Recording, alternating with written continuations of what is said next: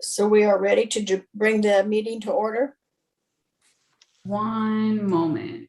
Okay, Now you're ready, Carol. okay.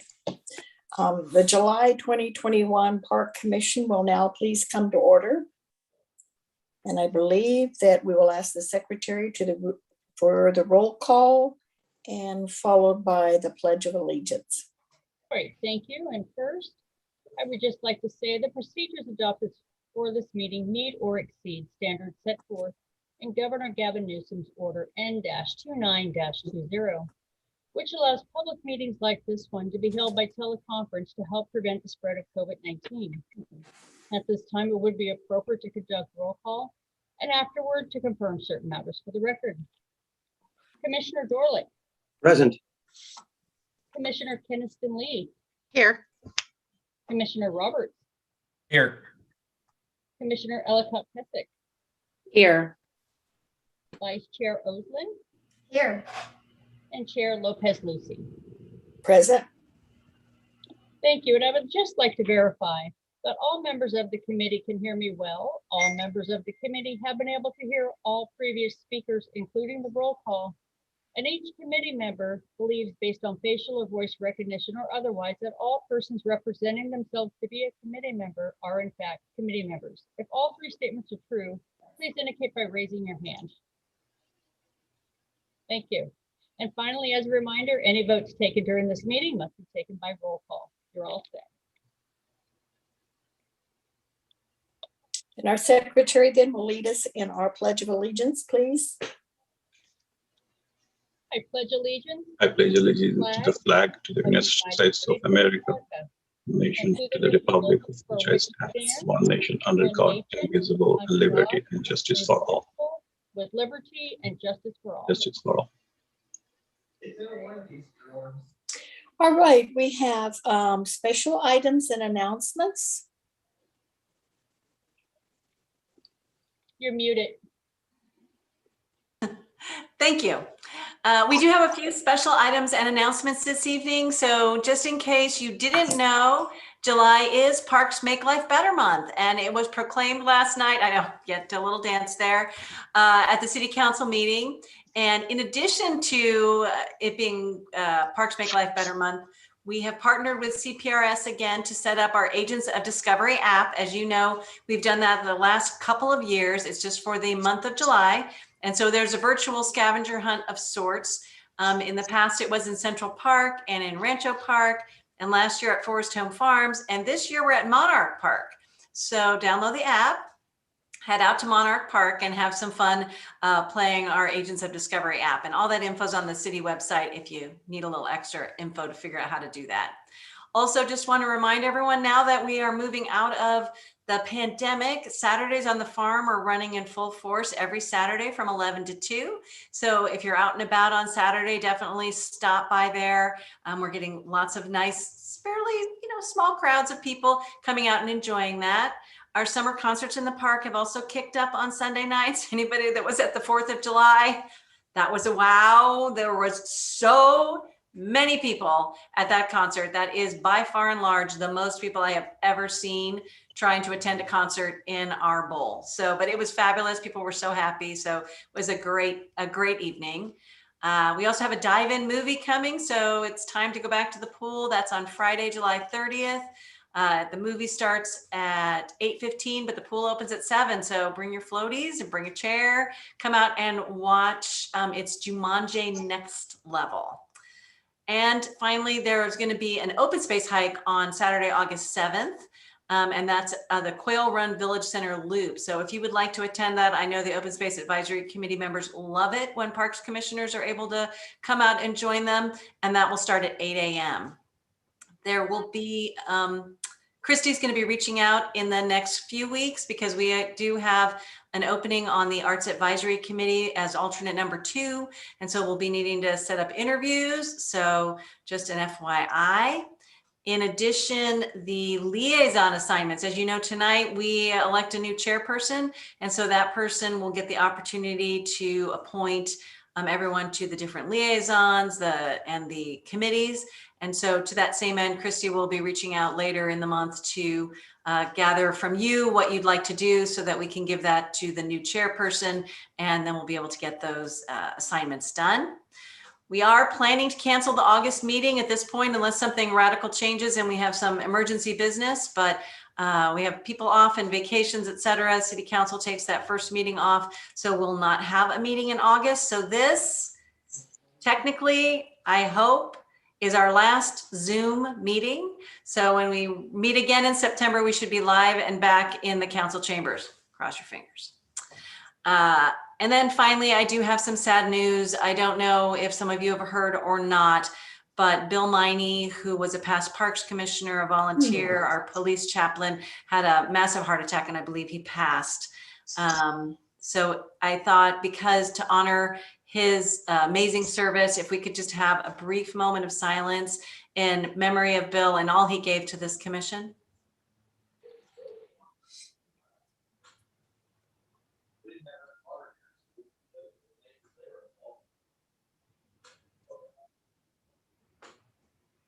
Thank you so much. And that concludes my announcements for today. Thank you. And now I believe we have our temporary employee of the month, which is presented by Andrew Hubbard. Please. Actually, before we do that, would you guys like to swear in the new commissioners first, or would you like to do that last? Whichever it would fit wherein you ever want to put it. I mean, we could do that now. There's no reason not to. Christina, you ready? I'm ready if you guys are. Good evening. It's my honor to swear in and administer the oath of office to our newly appointed commissioners, Carol Lopez-Lucy, Will Dorlick, Partha Mitra, and our student commissioner, Jonavy Thanamala. Because we're on Zoom, I will go ahead and swear in the commissioners individually, just so it is clear throughout the recording. And if it is okay, I will start with Chair Lopez-Lucy. Thank you. Yes, that's okay. Okay. So please raise your right hand and repeat after me. I, please state your name.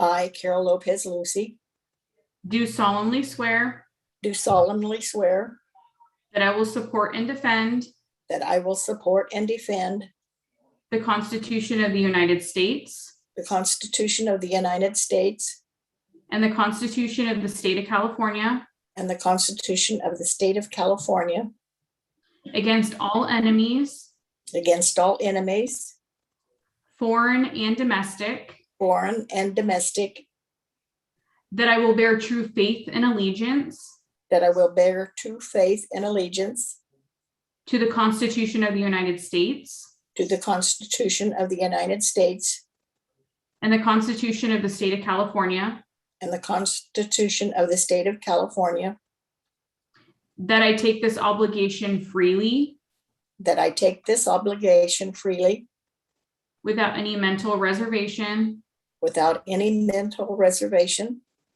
or purpose of evasion, or purpose of evasion, that I will well and faithfully that I will and faithfully discharge the duties discharge the duties upon which I'm about to enter. upon which I am about to enter.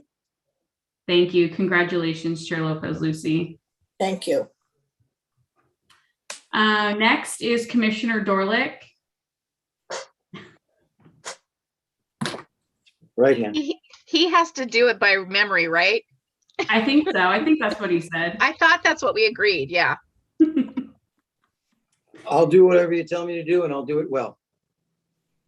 If you would like to repeat after me, you're more than welcome to. Otherwise, you can repeat it if either No, way. Let's go. Okay. So I please state your name. William Mitchell Dorlick. Do solemnly swear I solemnly swear that I will support and defend that I will support and defend the Constitution of the United States the Constitution of the United States and the Constitution of the State of California and the Constitution of the State of California against all enemies, against all enemies, foreign and domestic, foreign and domestic, that I will bear true faith and allegiance that I will bear true faith and allegiance to the Constitution of the United States to the Constitution of the United States and the Constitution of the State of California, and the Constitution of the State of California, that I take this obligation freely that I take this obligation freely without any mental reservation without any mental reservation or purpose of evasion, or purpose of evasion, that I will well and faithfully that I will well and faithfully discharge the duties discharge the duties upon which I'm about to enter. upon which I am about to enter. So help me God. Congratulations, Commissioner Dorlick. Thank you. Thank you. Next is Commissioner Mitra.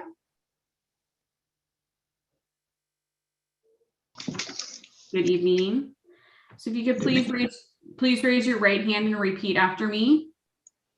I, please state your name, I, Partha Mitra, do solemnly swear do solemnly swear that I will support and defend that I support and defend the Constitution of the United States the Constitution of United States and the Constitution of the State of California and the Constitution of the State of California against all enemies, against all enemies, foreign and domestic, foreign and domestic, that I will bear true faith and allegiance that I do faith in the religion to the Constitution of the United States to the Constitution of United States and the Constitution of the State of California, and the Constitution of State of California, that I take this obligation freely that I take this obligation freely without any mental reservation without any mental reservation or purpose of evasion, or purpose of elevation, that I will well and faithfully that I will and faithfully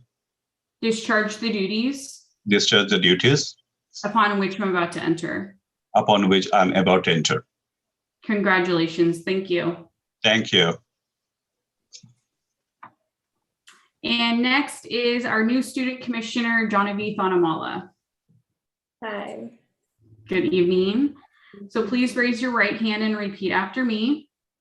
I, please state your name, I, Jonavy Reddy Thanamala, do solemnly swear do solemnly swear that I will support and defend that I will support and defend the Constitution of the United States the Constitution of the United States and the Constitution of the State of California and the Constitution of the State of California against all enemies, against all enemies, foreign and domestic, foreign and domestic, that I will bear true faith and allegiance that I will bear true faith and allegiance to the Constitution of the United States to the Constitution of the United States and the Constitution of the State of California and the Constitution of the State of California without any mental reservation without any mental reservation or purpose of evasion, or purpose of evasion, that I will well and faithfully that I will well and faithfully discharge the duties discharge the duties upon which I'm about to enter. upon which I'm about to enter. So help me God. Thank you. Congratulations. Thank you.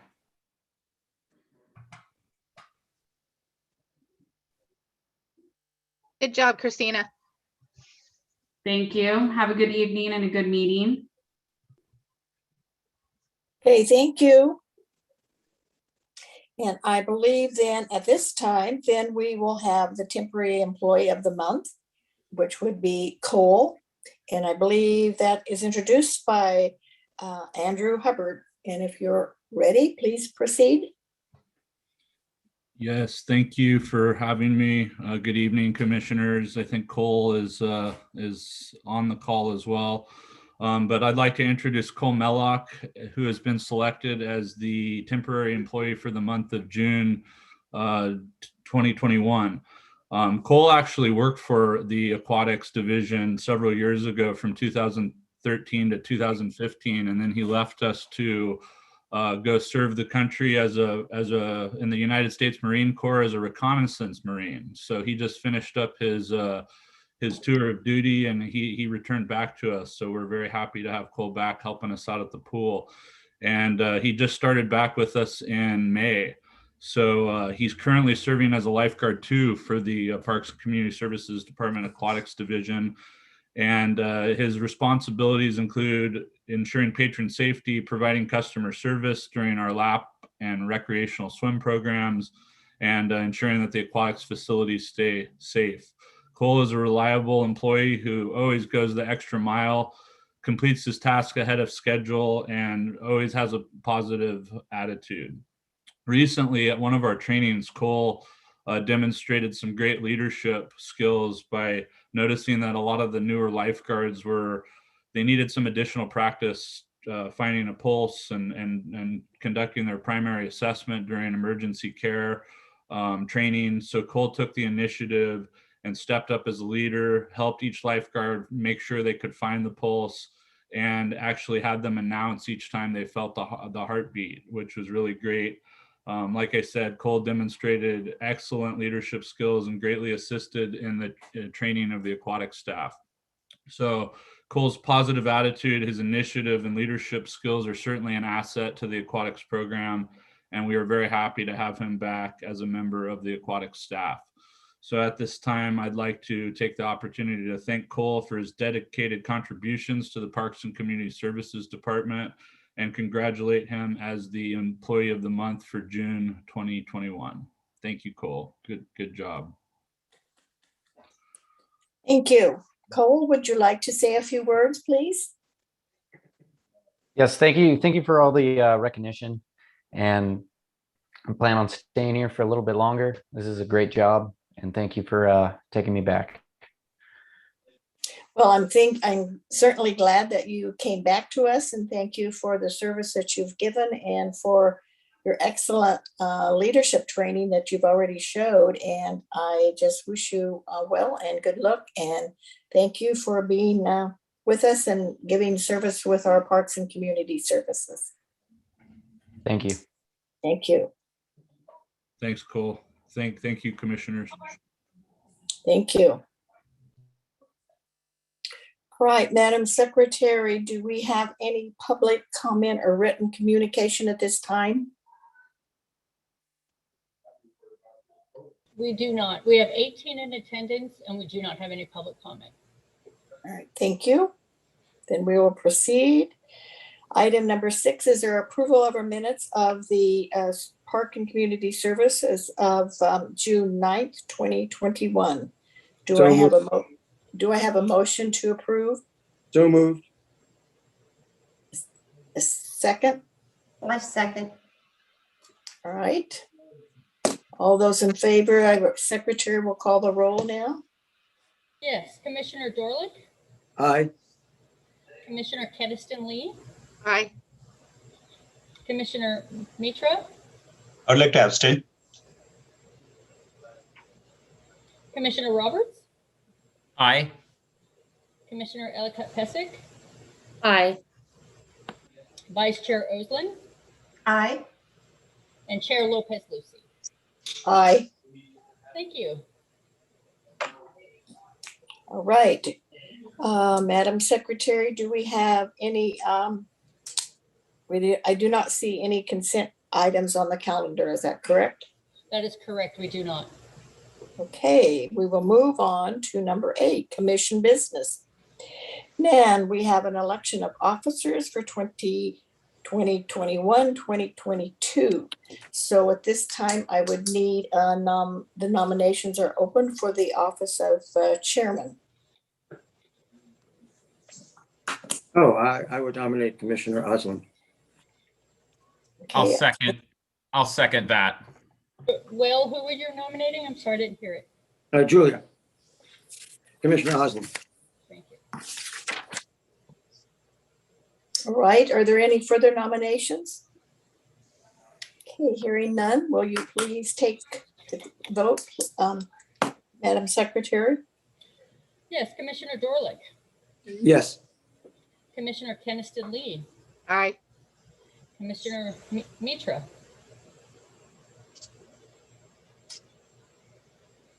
Commissioner Mitra, you're muted. Sorry about that. Yes, aye. Thank you. Commissioner Roberts, Aye. Commissioner Ellicott Pesic, Aye. Vice Chair Oslin, Aye. Chair Lopez Lucy. Aye. Thank you, and passed. Well, congratulations to our new chair. Congratulations. Thank you. Thank you very much. And we will now, believe we have to elect a vice chair. So are there nominations for a vice chair? I would nominate Commissioner Roberts. And I second that. Okay, are there any other nominations? Okay, hearing none, our secretary will take the count, please.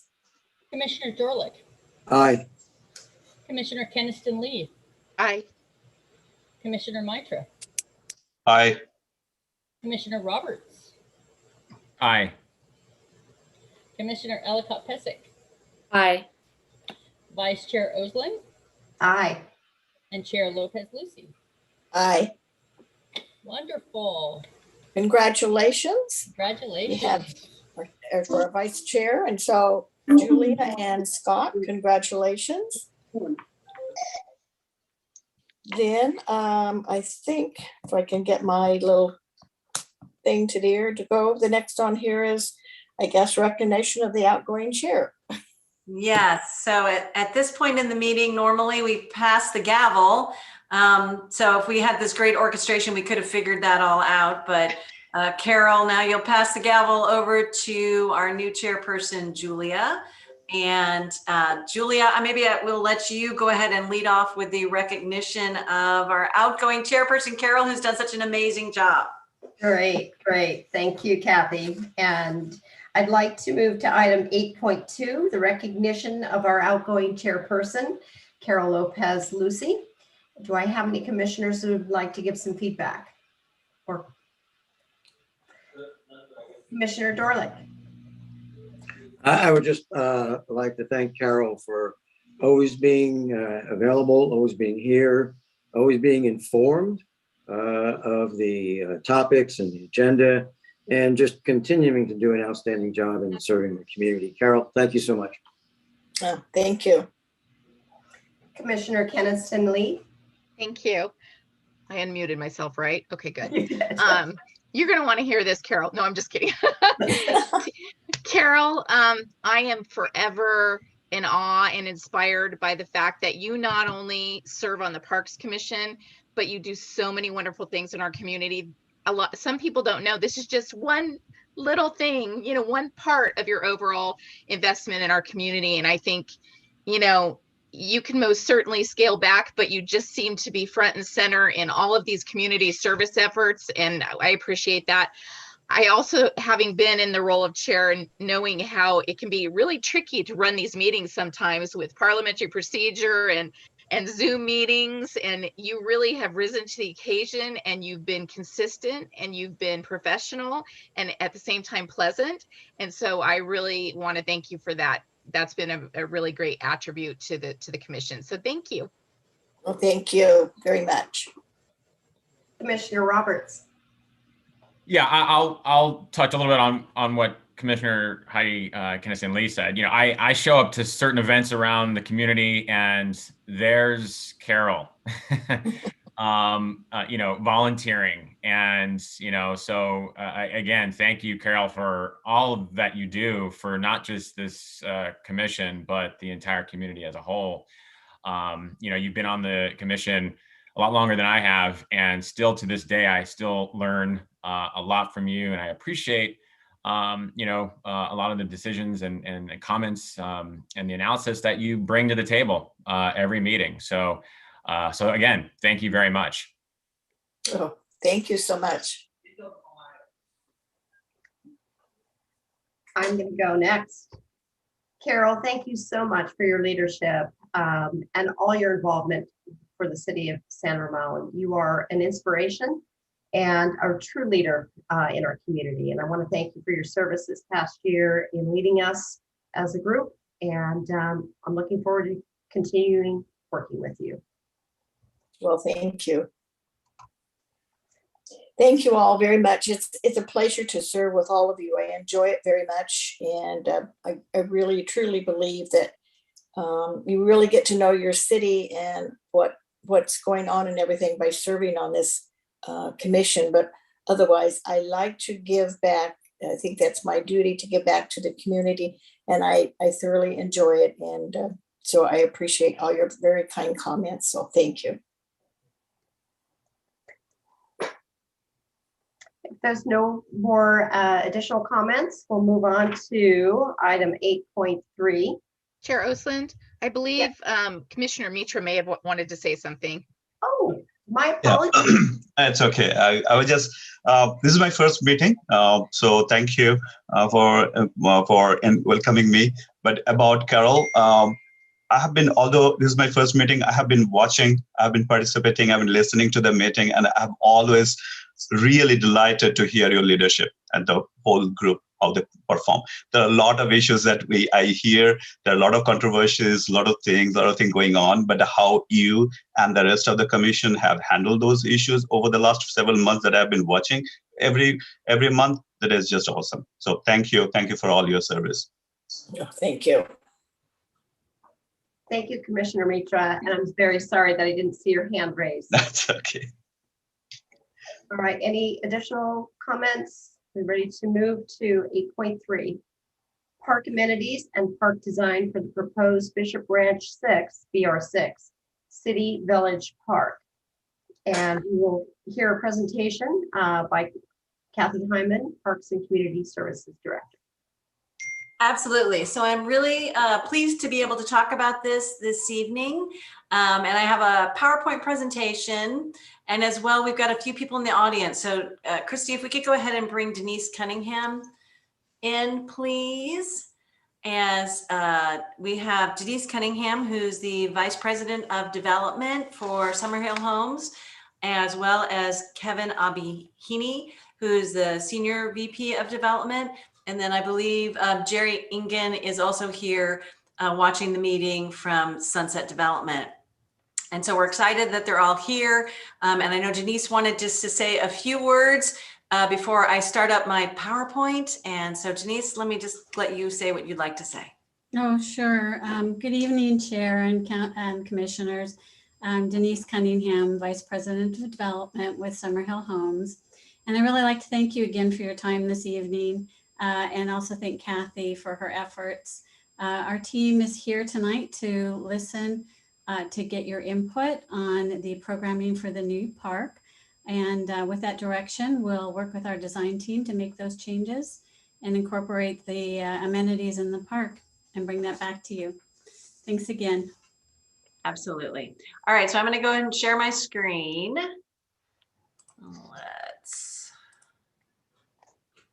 And you'll have to tell me if I have gotten it. Can you all see that nice and big? Yes. Beautiful. All right, so park amenities for the proposed BR6 City Village Park. So I kind of wanted to start out with the goal for the evening. So the goal and what we're attempting to achieve tonight is to provide feedback on the park amenities and park design for the proposed BR6 City Village Park.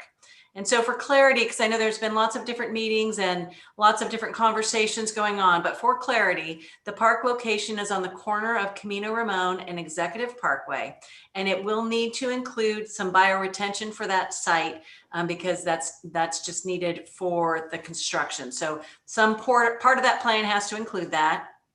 The purview of the Parks Commission is specific to the park amenities and design. And so the location of the park on the parcel is not in the purview of the Parks Commission. I know we had some opinions and some thoughts that you all were able to share on that with the joint meeting with City Council, but that is not something that this group weighs in on. And so tonight we are going to focus exclusively on those amenities and park design. And this is fun. I mean, this is really the fun part of being a Parks and Community Services Commissioner, because you get to dream a little, you get to imagine, you get to put some of those ideas out there. And this isn't a be all and end all. So we're not looking for a formal recommendation. What we're looking for is feedback and thoughts. And so as I move through this PowerPoint presentation, this pretty much mirrors the words that were in your staff report.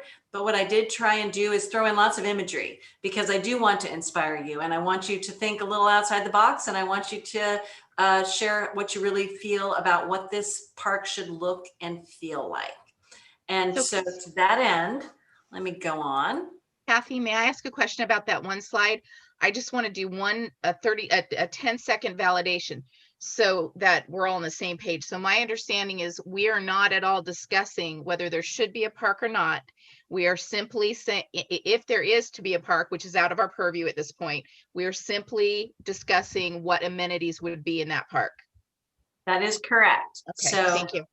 This is talking about the park, and the location of the park at this point is at Executive Parkway and Community Ramon. City Council and Planning Commission generally confirmed that as a positive, that that's where they felt it should go. And so at this point, it's only about amenities and design. Thank you for validating that. Thank you. Absolutely. I have one more sort of clarifying question as well. Sure. Should I bring that up now, or should I just wait? It depends. Does it relate to this particular slide that we want to talk about before we move on to the amenities and the design? It had more to do with the subcommittee, the facilities subcommittee group that got together. Let me finish the presentation. Okay. That's all in the presentation. Okay. So, and then we'll come back around. So the process we'll go through is I'll give this PowerPoint presentation. And then if there are clarifying questions at that point, then you'll have an opportunity to ask them. And then we will go to public comment, because we do have quite a few people in the audience. And then at that point, we'll come back to start really the dialogue between all the commissioners about what you think. Does that work for everybody? Perfect. Okay, so this is just that kind of overall look at the conceptual plan that Summerhill came up with at this point in time. The circles just show the entry points into the park. This image was a little clearer than the one I put in your packet, so I thought for the purpose of the conversation, it might be a little easier for you to see. The elements that are currently included in the Summerhill Conceptual Park Plan are a 200 by 84-foot lawn area. The grassy meadow area that I mentioned will also serve as a bioretention. Some stepping stones and meditation benches overlooking the meadow.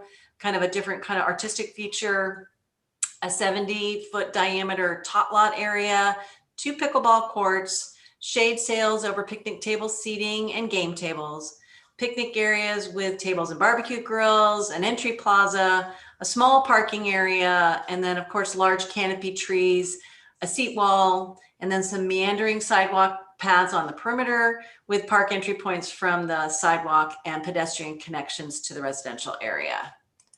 So this is just an artist rendering or conceptual view of how that design might look in reality when built. So that gives you the kind of that side look at what this might look like.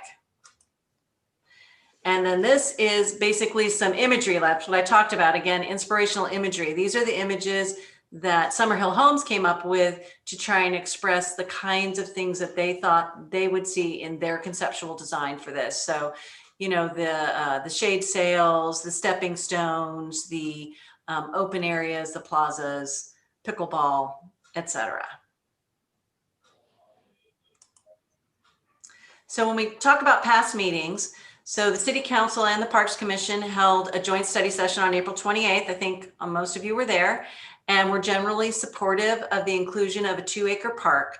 Several members in attendance expressed support for a meandering path that would connect with the walking district paths. The City Council also had a joint meeting with the Planning Commission on July 6th and generally endorsed the inclusion and location of a 2-acre park on the corner of Community Ramon and Executive Parkway. However, they were quite mixed in their opinion of whether or not a bathroom should be included in the park. And so that's definitely something we're going to try and get to the root of with you as a group, because you are the Parks Commission, and that is definitely in your purview to provide a recommendation on whether or not a bathroom should be included. The Facilities Subcommittee met on June 30th, and in their look at this, they clarified that the active conceptual park design was not as desirable, and that a more passive design that featured a more natural setting with those wide meandering pathways that connect to the walking district would be more appropriate in the core of the city. And I think at that point in time, and they'll have an opportunity to correct me if I've got this wrong, but I think their thought process was at that point that they wanted to see that park more in the middle of the neighborhood. But again, that's not completely the purview of this commission. So that I think is something that you all can talk about. But the concept of active park with pickleball and playgrounds, or a more passive design, is really kind of at the root of this, and a great conversation for all of us to have, so we can kind of figure out what we think this park should be.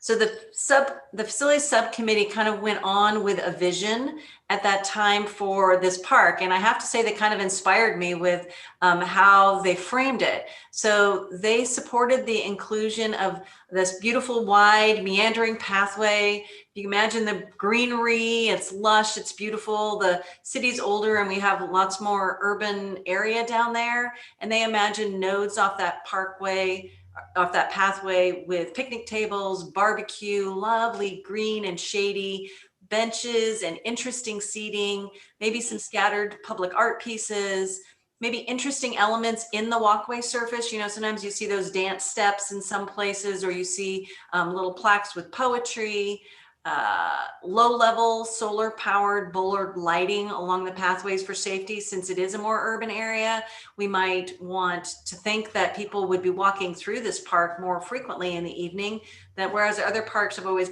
gone dawn to dusk, this might be a little different. So having those pathway lights, they even went as far as to say maybe there could be a small bridge, even if it had a dry creek bed kind of an element. Just again, visually interesting to walk, interesting to see, things to interact with. Potentially the game tables, as the other plan kind of had, artistic bike racks. And so that's why I had to include this top left image, because that's a bike rack. When I came across it, I thought, well, that is the most artistic bike rack I've ever seen in my life. So wanted to inspire you with that. I have to mention this little image of public art. This was done by Wow House in their Bay Area city, the same artist that's doing the library public art.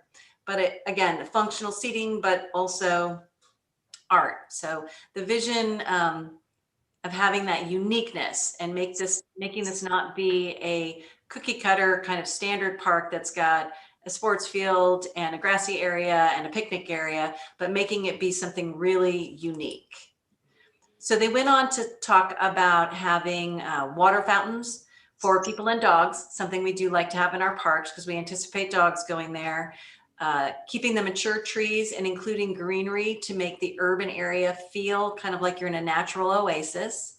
Having a grassy area that's big enough to have badminton or volleyball, not that you'd have the standards there, but that somebody who showed up to the park could if you wanted to have a little grassy area to play.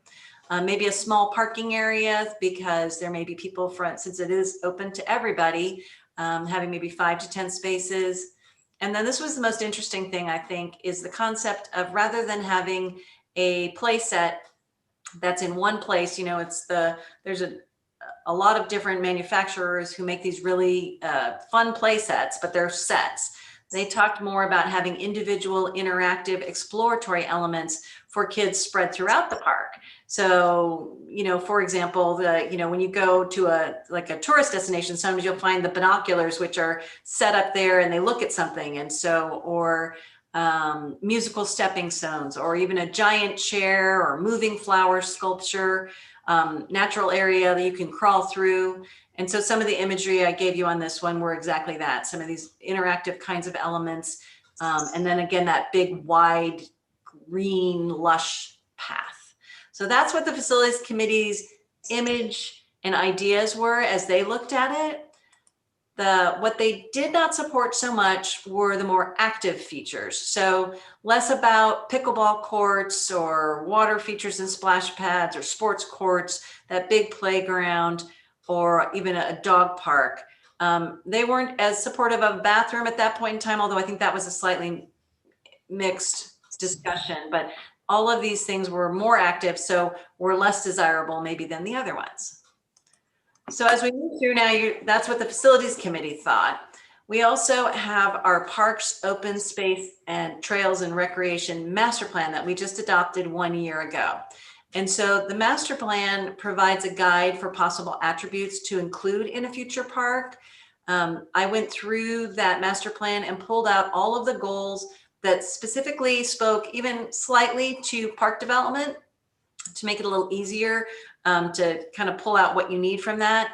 But ultimately, you're not tied to the master plan. The master plan is a resource. It's a document that we worked on, that we gathered a lot of community input for. So it has some weight. It's the most valuable towards the beginning, but it certainly doesn't mean you can't go in a completely different direction and do something different if you think that's in the best interest of the community.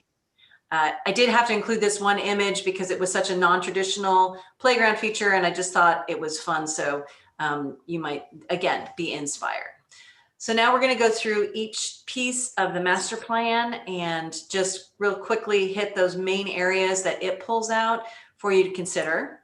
So one of the primary areas is interconnected, and in the interconnected theme, the areas that were most pertinent were maintaining and supporting a comprehensive vision for future trails within and around San Ramon, and providing secure bike parking at parks and rec facilities.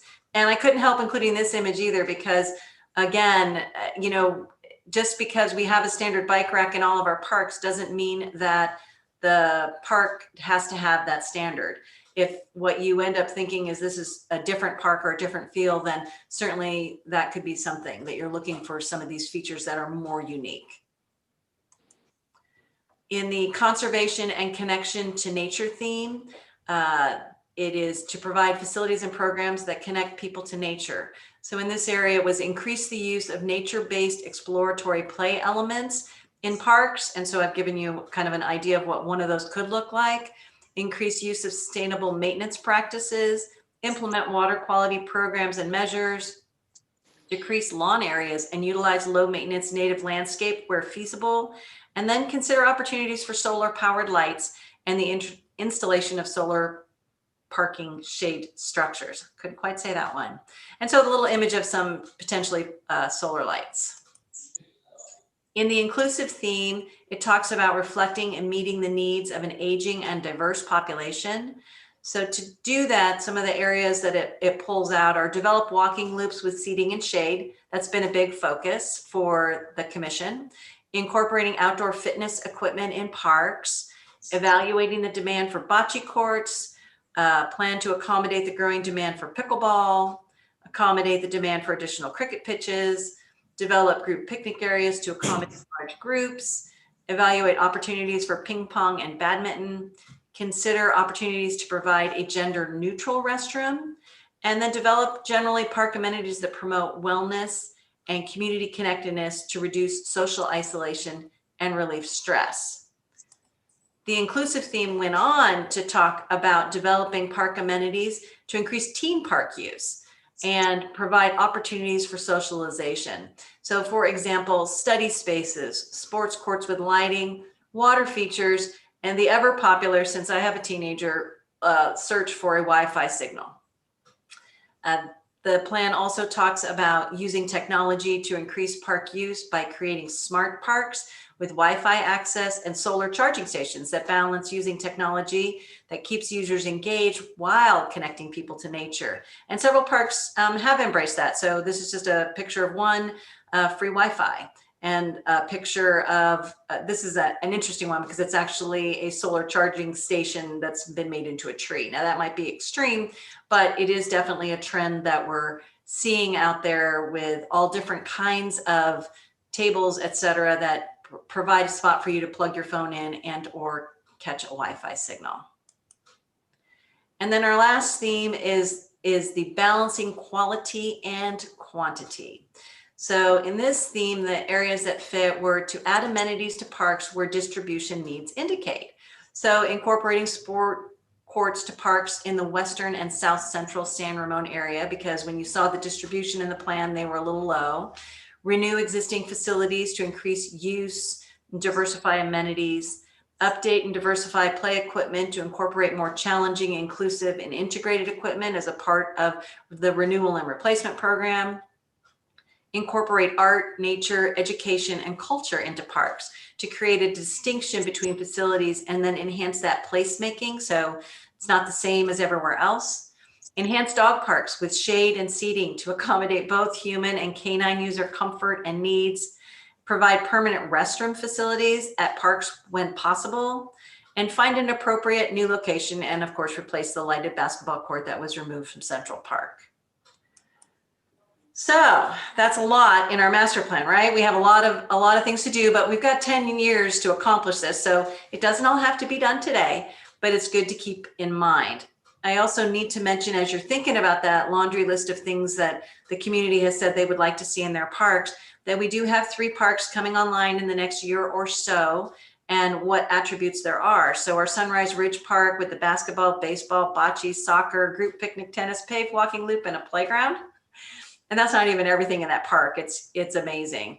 Critter Crossroads, which has the baseball, ping pong, sand volleyball, nature themed play, outdoor fitness equipment, the group picnic, and of course our favorite paved walking loop.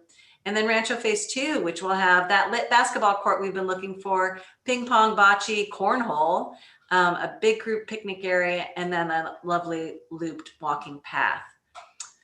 And so gave you a couple of pictures here too of fitness equipment and shade structures because I know those are of interest. So with that, now I've come down to the questions that I want you to keep in mind and consider because it's really, I think, will help the discussion as we talk about your vision and your thoughts about what this park should be, could be, can be. So basically, like I said at the beginning, should this park be more passive or more active? That's kind of a key question because that drives a lot more. I think it would be good to consider in your own mind, who do you think will be the primary users of this park? Is this young families? Is this more seniors? Is this more just active adults? Is this, a mix of everyone? So think about who the primary users are. What attributes should the park have? Like if in your mind, what are the must-haves in the park, the nice to haves, and then the really dream have. Should the park have a bathroom? This is a big thing to talk about and consider depending on who the users are of this park. Should the park have dedicated parking? So is this a place that is a destination? And if it should have dedicated parking, how much dedicated parking? And then really, how does the park align with the existing master plan goals? So any way you slice and dice the park, you're gonna hit some of our master plan goals, I think. So I think it's just a place to consider and a thing to think about. So maybe I should ask first, do I have clarifying questions from the group that I can answer before we go to public comment? Kathy, I was wondering if we should also invite the facilities committee to possibly speak out if they have any additional things that were discussed at our meeting. Yeah, that's fine. If you want to add to the presentation, or if you want to make more commentary, that would be at the comment point after public comment. Okay, great. So to reiterate where we're going to go with this is we have just heard the presentation from Kathy. Next, we're going to, if anyone has any clarifying questions, we'd like to hear those now. We'll follow with public comment, and then we'll wrap up with the commission feedback, and we'll hear from the facilities committee at that time as well. So are there any clarifying questions that have come up after hearing the presentation? Please raise your hand too, so that I can see. Yeah, Scott. Quick clarifying question. This is based on the report that we received for this evening. In the section of the facilities subcommittee meeting, it mentioned, it basically referred to, I'm just looking at my notes here, where it was talking about regarding the section that mentioned, connecting to the walking distance. So basically, I think what this was saying was that, it was referencing BR6 connecting to the walking district. And so my question really, maybe it's more for Kathy, is staff using like a specified location and or a working off of a definition for the walking district, right? Because the way that this was sort of stated was that, BR6 was going to connect to the walking district. And does that mean that there's a definition of the walking district in some location that it's connecting to? Well, the walking district, I think, in all the iterations I have seen so far, utilizes a main pathway that goes down Camino Ramon. And so since this park is currently on the corner of Camino Ramon and Executive Parkway, the connection is somewhat possible via that area. So I don't know that we have the complete final plan on the walking district. And again, this is conceptual. We're working on a conceptual plan here. But if the vision is that the two connect, then that's the vision that you're putting forward. Okay. Well, the reason why I'm clarifying that is because, being on the walking district, being a co-chair for the last few years and a lot of the hard work that we've done, the sort of the vision, the idea of the walking district was that technically BR6, rather than connecting BR6 as this separate entity to the walking district, we were thinking more of the fact that BR6 actually, including this proposed 2-acre park, actually sort of live within the walking district.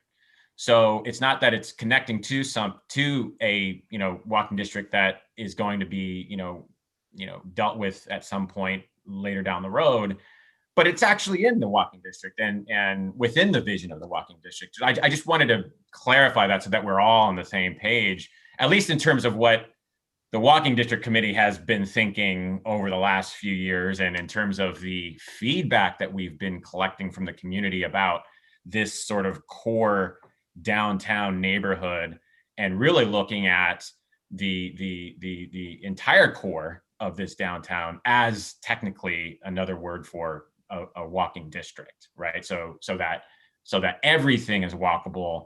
BR6, this project, City Village is completely walkable. It's not a certain section of this core downtown, but it's the entire area that includes BR6. So, in terms of that vision, we're talking about, something that is, not auto-centric, where walking and biking are actually the preferred means of transportation. And I just wanted to make sure that we were all on the same page about that. And so that, we weren't thinking that, here's BR6 and then later down the road, we'll talk about a walking district that's, down the street or something like that. Yeah, I think I understand. So I understand what your clarifying question is that this is within the outline of what is being identified as the walking district. It hasn't been formally approved or adopted, but it's within the footprint. That's what you're Yeah, and I just wanted to bring that out so that we're all kind of thinking that, and that, we weren't thinking that, there's a walking district down the street, right? And so I just wanted to make sure that we weren't thinking that. Okay. Absolutely. Are there any other commissioners that have clarifying questions that they'd like to ask? Commissioner Mitra. Hey, Kathy, nice presentation. That's one quick question about one of the slides says that facility subcommittee kind of, I don't know if it's rejected or not supported the more active features on that. Again, that particular area with the walking district, with the city village, we are kind of try to get young adult families with small kids. And if that is my understanding. So in that case, is there any particular reason not to have or kind of not to support that active features into that park? I'm sorry, I lost the question in there. So I think that's the discussion for the commission following public comment is exactly that. What do you think? Should it be active? Should it not? It's really, that's the commission, that's part of your discussion. I was just primarily asking the facility committee's subcommittee suggestions that they suggested. One of the slides says that they suggested less active features. Yeah. So I'm just wondering, is there any particular reason that I personally am not aware of why we shouldn't be having that? That they thought about. So the subcommittees meet and they can have an opinion, but it doesn't mean that you will agree with it. So the full commission ultimately can look at the subcommittee's recommendation and you can endorse it, you can change it, you can have a completely different idea. The subcommittees serve a great purpose because they help staff kind of clarify some different ideas and bring forth new ideas prior to bringing it to full commission. So that really is part of your discussion following public comment. Okay. Are there any other clarifying questions from the commissioners? I'm not seeing any hands. So we'll move to public comment. Madam Secretary, do we have any hands raised? I do see one hand raised, and it's not listed by name, but I will bring them in and we will start the timer. So give me 1 moment, please. Call in user number 1. Yes.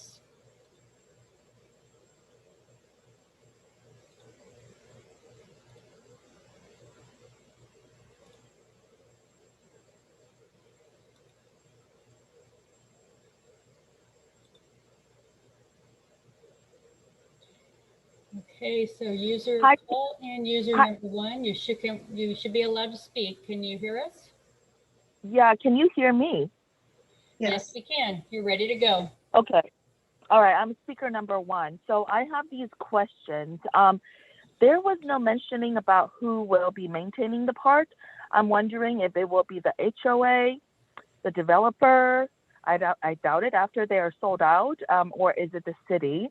If it is the city, will that increase everyone's,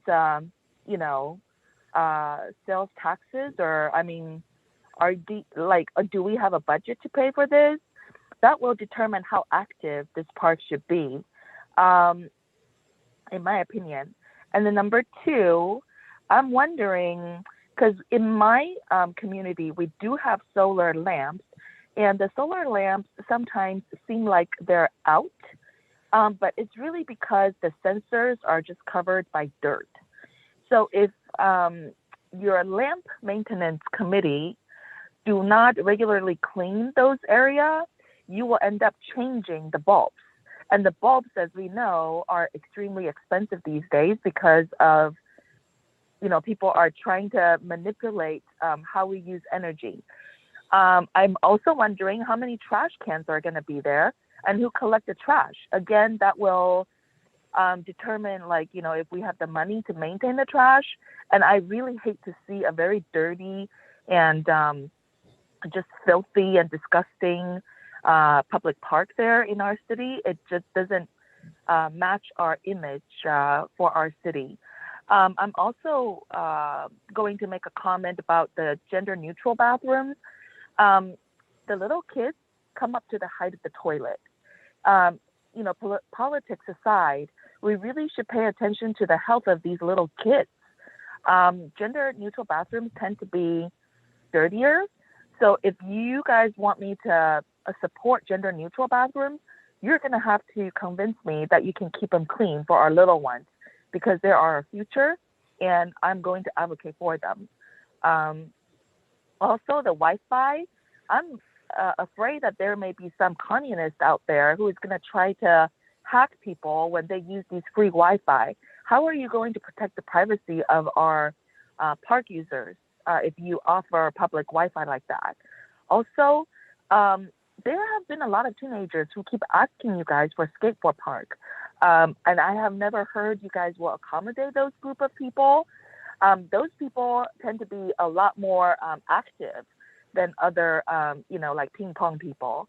So I really would like to see that you accommodate our active teens here. In addition, I'm wondering, are you guys going to use water using lawns, or is it going to be man-made lawn?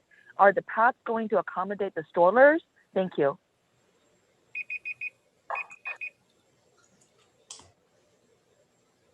Madam Secretary, do we have any other public comment? No, we do not have anyone else with their hand up. So I will stop sharing my screen. And we'll close the public comment. Thank you. Now I'd like to open up the discussion from the commissioners to provide Kathy and Summerhill Homes feedback on the amenities for the proposed park. Sarah Osland? Can Yes. we hear from the subcommittee first? I would like to hear from the subcommittee first before I make any further comments.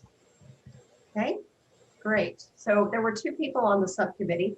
It was Commissioner Carol Lopez Lucy and myself. So I'd like to give Commissioner Lopez Lucy first. Thank you. We felt that in the area that which this park is located, that we felt that it was small, but we would like to think that it would be for everybody. And we felt the passive park would be a much better way to go, so that we felt that if you had large paths through the 2-acre park, it would be then really connected with the walking district, that it would be wandering through there so that you would have more interconnection with communities.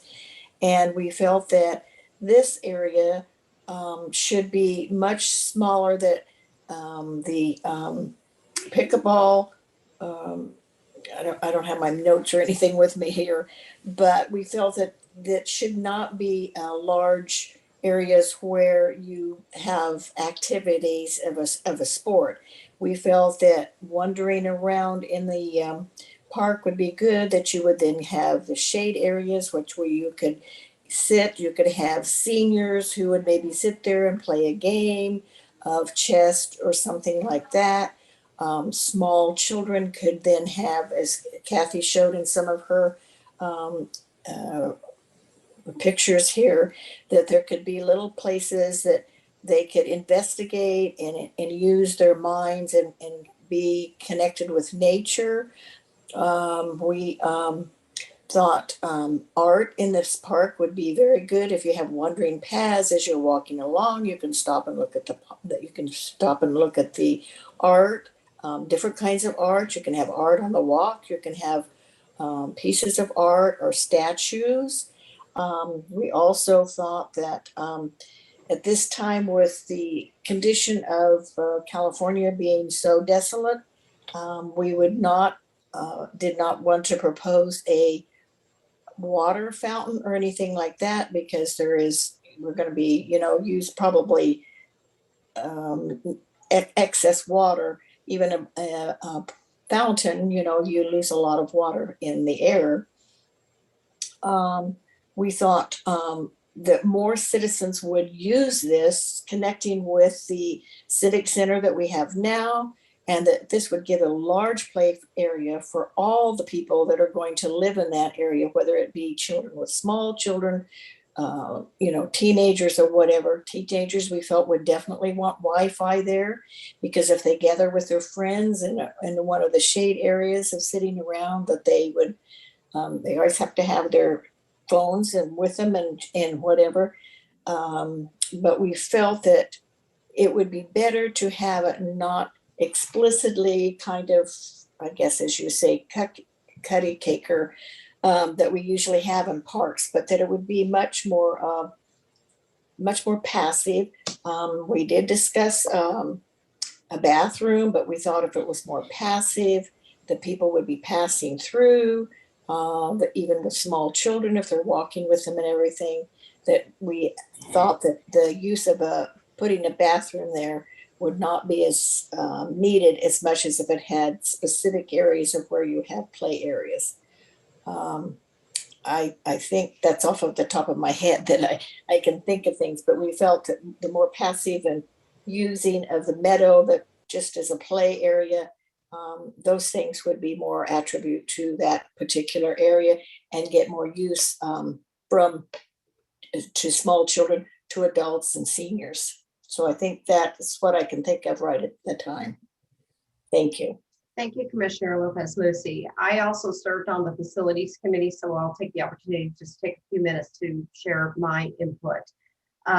Basically, at the beginning of the meeting, there was some confusion about, is this an approved park, or why are we talking about amenities when are we actually going to have a park? So there was some confusion around that, and Kathy got us really thinking more big picture. If we have a park, what should go in the park? And so once we kind of worked through some of the confusion, the committee members, Carol and myself, really dove into, well, what would this look like? And I kind of really put myself in the shoes of living there. And I know that there is going to be a small tot lot that will be in the center of, or towards the middle half of the development. And thinking about where this park was positioned on the corners of two very somewhat busy streets, it seemed not the best place for an active park. It seemed to be better suited more for passive walking, enjoying the nature, using some of the beautiful trees that are already there to create shade. And we really got into thinking more about, creating an oasis for the folks that are living in the BR6 community in the city village, and just a place where they can kind of go and they can gather with their families, they can walk their dogs, stroll with their children, and then continue on down to city center and or to Central Park, which has the active park amenities, as well as Iron Horse Trail for additional running, and we also have the skate park. And so it just really seemed that we had a lot of the amenities close by already, and that because of the location of the park being on this corner, it seemed much, in our opinion, better suited for a passive park. We dove into what does that really look like, and that's where some of the ideas that Kathy shared bubbled up to create more interesting elements rather than a playground, rather than a barbecue pit, and the pickleball courts just seemed a bit out of place or stark, and it just didn't seem to fit with the theme and where we were going with our ideas. So I just wanted to add that that's where our discussion went. And we've been very appreciative of Summerhill has been listening. If it were up to me, I really would prefer wide meandering pathways through the development. But if we're going to be creating a park, I'd like to think of it as more of a passive area for the residents, as well as being inclusive for the entire community to use. So that's all the input I will give at this point from our meeting. And I'd like to move on now to the commissioner's feedback. And I see that Commissioner Dorlick had his hand up first. So we'll start with Commissioner Dorlick. Excellent. Thank you, Chair. First of all, great feedback and a lot of great thought from the Facilities Committee. So I would agree with most, if not all, of what the Facilities Committee did do. In just answering the questions, the 6 questions, I think it should be a passive park because the primary users are going to be the nearby residents in Summerhill and the City Walk. It's not necessarily one that's going to be a destination, but it's going to be a kind of a pass through if you're if you do through the walking district, or you're going to be at the city center. The attributes, I like the idea about the distributed playground throughout, and definitely public art and some interactive art or kinetic art would be I think would be excellent. Bathrooms and parking, no. I don't think it's large enough for bathrooms. And again, it's primarily going to be the nearby residents in Summerhill and the City Walk community that's going to be there. And if other people are going to use it as a destination on their walking, they're going to be parking at the city center or Central Park or elsewhere. So I don't think we need to do that, and I don't think we need to encourage people driving there. We want to encourage people to to use the walking district as the way to and the trail to get there. And then does it hit the master plan? Yeah, we went through 4 or 5 areas there where it really hit the master plan, which let's see, as secure biking, decreased lawn areas, develop amenities to increase teen park use. By the way, I'm not a millennial, but I also demand Wi-Fi wherever I go. So, let's not be ageist about that. And a couple of clarifications from the public comment. I didn't quite hear who the hackers were with the public Wi-Fi. I didn't get a clear sense of that. And then I didn't, Kathy, do we have any studies? Are there any studies through the parks, national parks that indicate that gender neutral bathrooms are dirtier? I mean, there are several gender neutral bathrooms at the restaurants in city center, and actually they tend to be what I found to be a little bit more clear and well maintained because of the absence of certain facilities that require a little bit more, shall we say, patience and accuracy in utilizing them. So, and then let's see, there was two more, I think. Smart parks are great and incorporate art and nature. So there were, 4 or 5 that of those master plan points that were made specifically regarding this park. So kudos to the facilities committee. And I would agree with those points. Passive, nearby residents, keep it distributed, get some public art, interactive art in there. Don't need a bathroom, don't need parking. And there's 5 or 6 key points that do fit in with the master plan as we move forward. Thank you, Chair. Thank you, Commissioner Dorlick. I'd like to move to Commissioner Kennison-Lee. Thank you, Chair Osland. Okay, I gave this a lot of thought. I did want to kick this off by saying, Denise, I've seen you conduct yourself in a couple of these meetings so far, and kudos to you. I really like how you held yourself and answer those questions. So I just wanted to throw that positive feedback out there because this can be tough. So you guys are doing great in that regard. I certainly embrace the natural feel of the park that this subcommittee is advocating, creating an urban oasis, especially to offset the relatively high density of this development, something we're not altogether used to in San Ramon. So I think that's a good juxtaposition. I would support a somewhat passive park, but I'm going to differ a little bit because I feel like we need to retain a few active features. So what I would advocate is a balance between the passivity and an active element to it. So I'm looking for something with a little bit of more of a nod to the passive, but definitely some active presence. Definitely love the Great Lawn and the meadow areas. I think that's a great community building feature, and also gives you that natural feel. I love the meditation. I'm going to get real specific with you, Denise. I love the meditation benches, that can be enjoyed by all ages and really bring people together. I love the spreading out of the seating because, we're going to see grandparents walking around with their little grandkids, and we can see teens walking around and sitting down. And I think that's a really neat thing. Shade, absolutely. This has been a constant theme for this commission throughout time. Safety lighting and, solar lighting. I think that is definitely something that is a must. I love the large canopy trees. I love the perimeter sidewalk. That certainly promotes that connectivity and that all-inclusive usage that we talk about. Okay, I think the bathroom is an absolute necessity. Anybody who has a little munchkin who's brought them to a park, and many of us have raised our kids in San Ramon, we know it's going to be a long haul to get that little one who's just been potty trained over to the transit center. I feel that yes, there can be challenges with a public bathroom, but I also have a lot of confidence in our public works folks that they can rise to the occasion and make it work. And we know that our master plan references unisex bathrooms. So I feel like that's an absolute necessity to have a bathroom, if not 2 bathrooms at this park.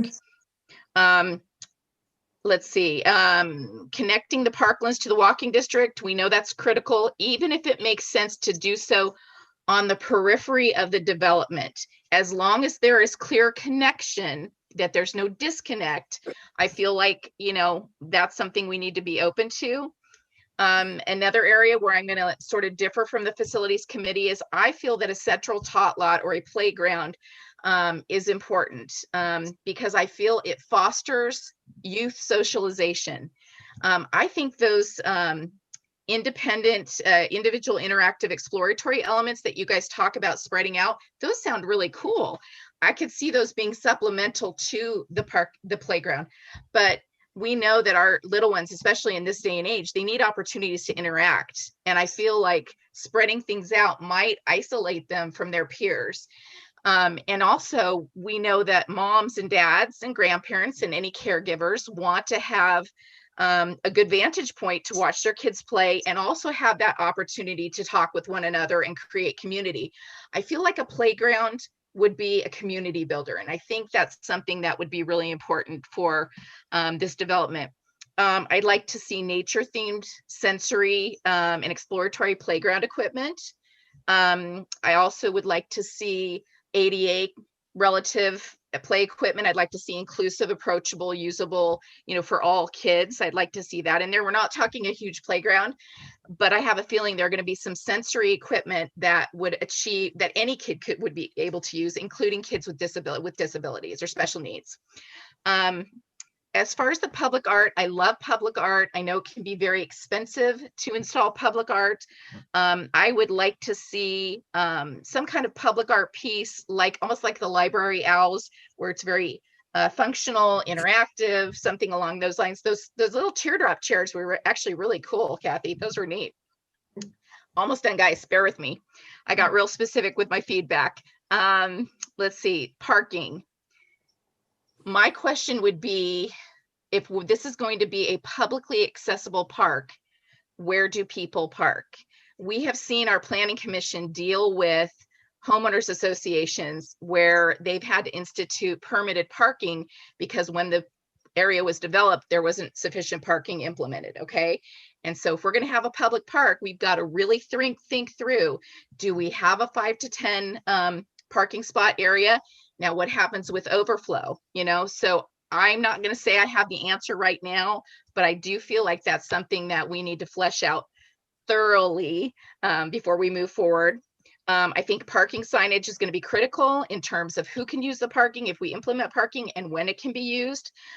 So we're talking parking best practices here. We got to see how that works.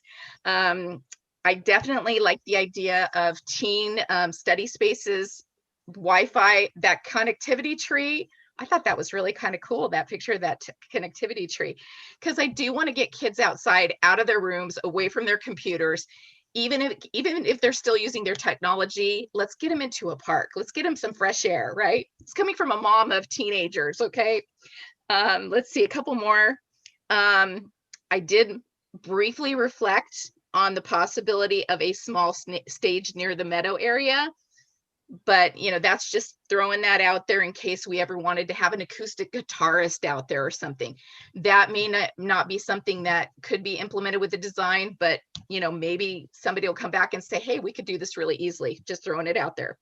I'm fine with the recommendation from the facilities committee of no pickleball, no water feature, no sports courts, and no dog park. Completely comfortable with that.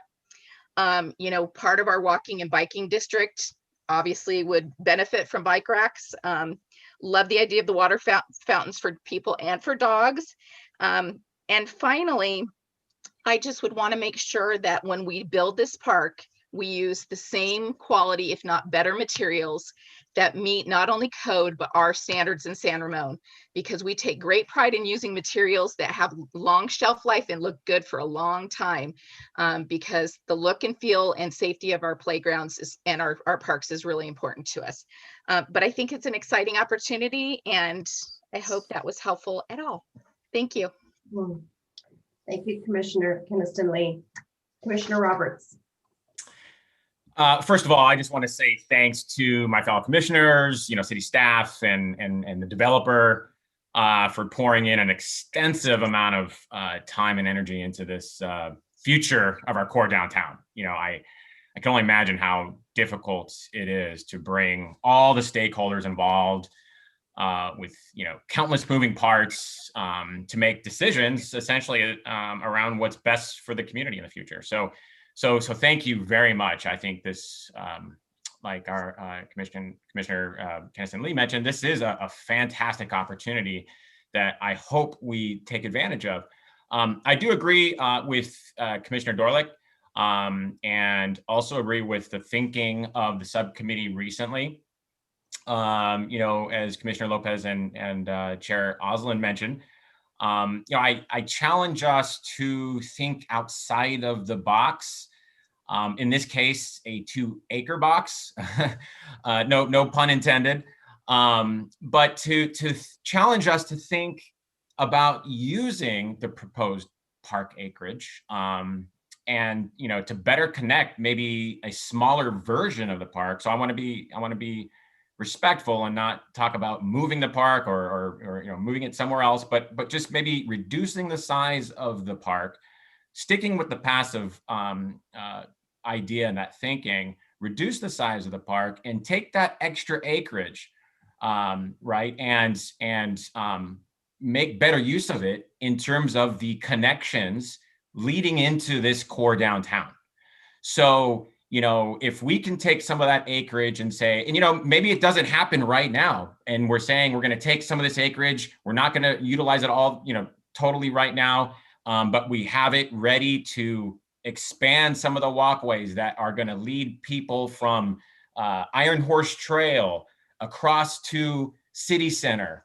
Maybe help people, walk from their neighborhood at City Village to City Center and over to Iron Horse Trail. So making these stronger connections, which really would align with the idea of what we had for this walking distance. So the reason why I asked that clarifying question before is because BR6, City Village is in the walking district. And so, we hope to have this as a completely walkable community. And I just think that by potentially, reducing the size of this park, taking some of these more active amenities, maybe upgrading our current park across the street, right, at Central Park, and using the rest to make stronger connections. And I think those stronger connections actually will point to this whole idea of what we're talking about in terms of passive or active, right? I think really it's who are we talking about? We can choose to have a 2-acre park that will be more active for City Village residents, okay? And maybe a little bit more passive for the community at large, or we can choose to be more active for the city at large by making stronger pathway connections into this area. And that way we're doing more preservation of that area, making a smaller park. And I think that would align better with a lot of the master plan update, right? I mean, in terms of interconnectivity, inclusiveness to the city at large. I just think that you'll have more of the city being able to use this if you invite them in with some of these major connections. And again, I'm not saying that this all has to happen overnight, but but to say, hey, look, we really do feel that making these larger pathways, meandering pathways, and taking some of these passive amenities and actually dotting them along these connections and these pathways would be fantastic. I don't think they all have to fit on this 2-acre park. They can fit around the walking ways and the pathways around this walking district neighborhood, this core downtown. And I think it will be in everyone's best interest if we sort of just take a moment to step back and think outside, again, like I said, of this 2-acre box. So that's my input. Again, I appreciate the amenities. I think they're fantastic, but I think if we can look at them in a different way and utilize them in a different way, I think it'd be best for everyone. Thank you, Commissioner Roberts. Commissioner Ellicott-Pesic. Thank you. I don't want to duplicate too much of what everybody else said. I'll try and focus on things that I want to underscore. But first of all, thank you for the incredible amount of work that went into this. This was really exciting to read and to visualize, and I really appreciated the photographs and the drawings and the prompts, particularly in the PowerPoint. That was really helpful to kind of get excited about some of these things. And I started thinking about places I've been recently. It's not the same But I have to say, my kids, I don't know why, but they all want to go to the transit park in San Francisco a lot lately.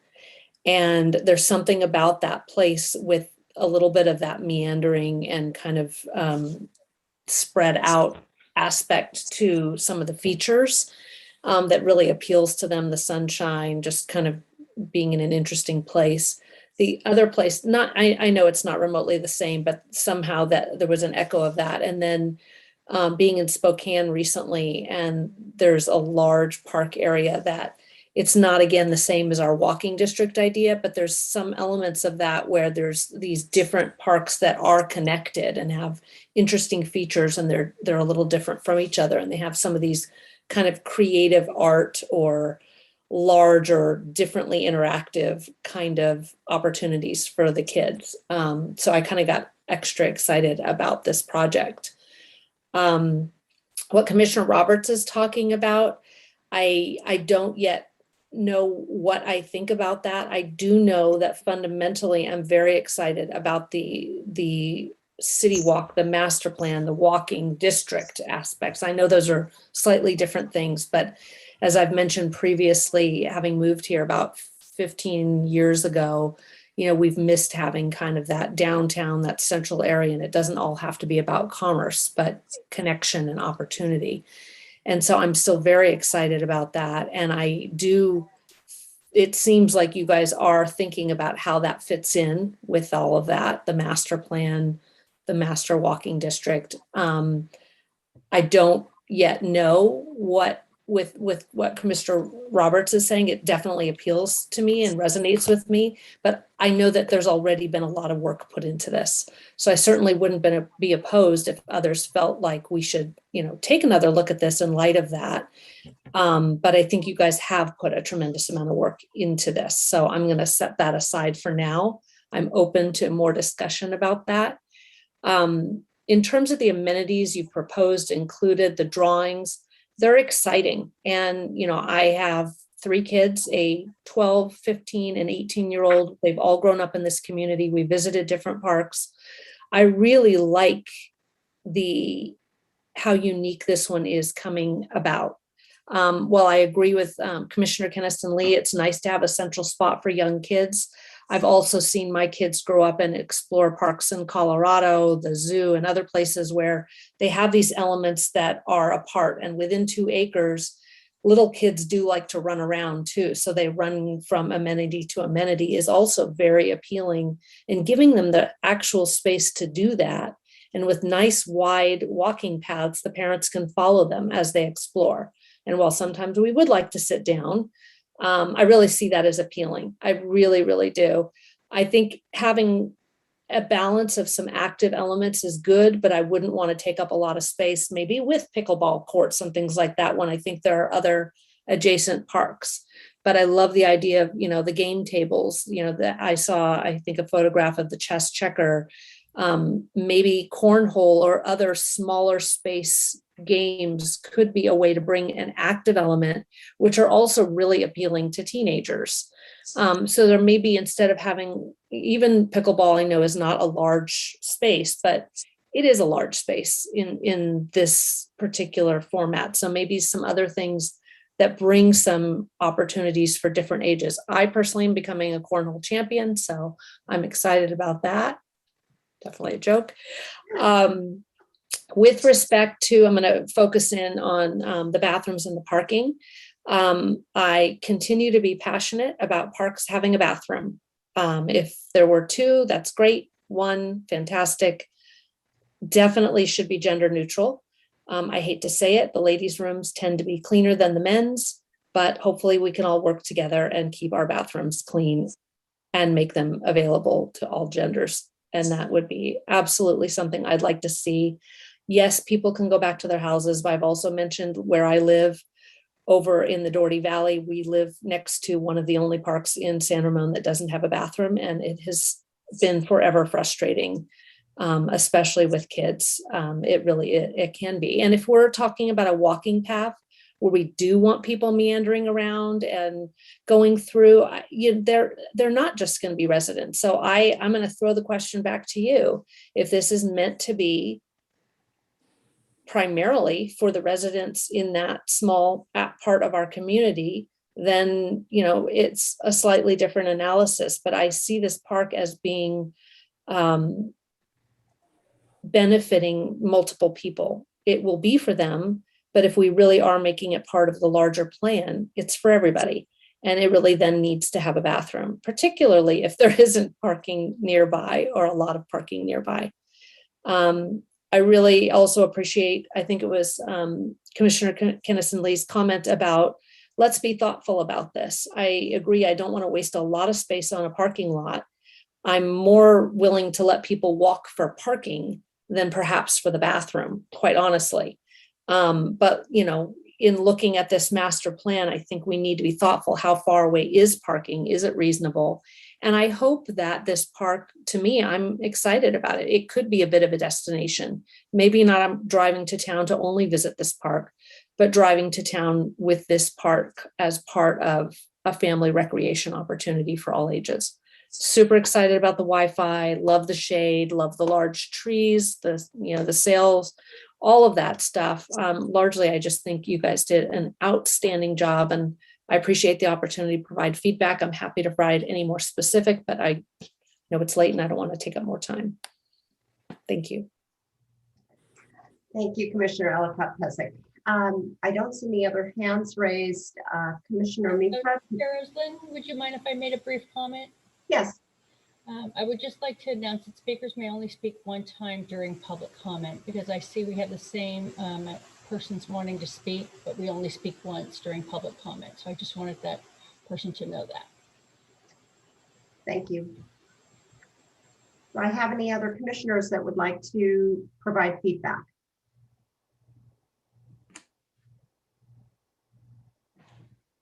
I'm not seeing any hands. I'm just going to give just a little bit more information, not to be too redundant, but I totally agree. This is an opportunity for us to really be creative. And as Scott keeps saying, think outside of the 2-acre park box, but it's really, because this is sort of the beginning of an urban corridor downtown that is going to be with housing, I just really feel that we need to be thinking big picture as far as who's going to be coming down here. And we're encouraging people to ride their bikes and walk. And it's not just the folks that are going to be living in City Village. And so that was one of the reasons I was really promoting the meandering pathways, to really encourage that spirit of getting around on foot and just really creating that, the livelihood of being in our core on foot or on bike or in stroller or in wheelchair. I want it to be accessible to everybody. My feeling about the bathroom is, I don't know. I see both sides of the story, the situation here. I feel that the tot lot that isn't going to be in the middle of the development could possibly be a little bit larger, and with the play equipment for the young children, with a bathroom there that is HOA managed, and so it doesn't become a public, attribute. I would think that would be a smart decision, but it's not my place to make that call. But I feel like the bathroom in the park area, maybe one, but I just feel like I don't want it to be front and center. I think it just sort of needs to be off to the side. Parking, I do believe I feel that we should probably have at least 5 spaces. And my thinking was, if we want to have food trucks come to the neighborhood, you need a sort of a space where they could pull in. And then there, as Commissioner Kennison Lee was talking about, maybe a little stage could eventually be added to that. You could have some guitar playing, and you can have your food truck, and the families can come out and enjoy the open space together. So, I'm kind of mixed on how many spaces, or do we have to have it? It would probably, big picture thinking, it might benefit in the long run. To answer the questions, I think the other thing I wanted to mention was that we do have several new parks that are coming in: Sunrise Ridge, Critter Crossroads, Rancho Phase 2.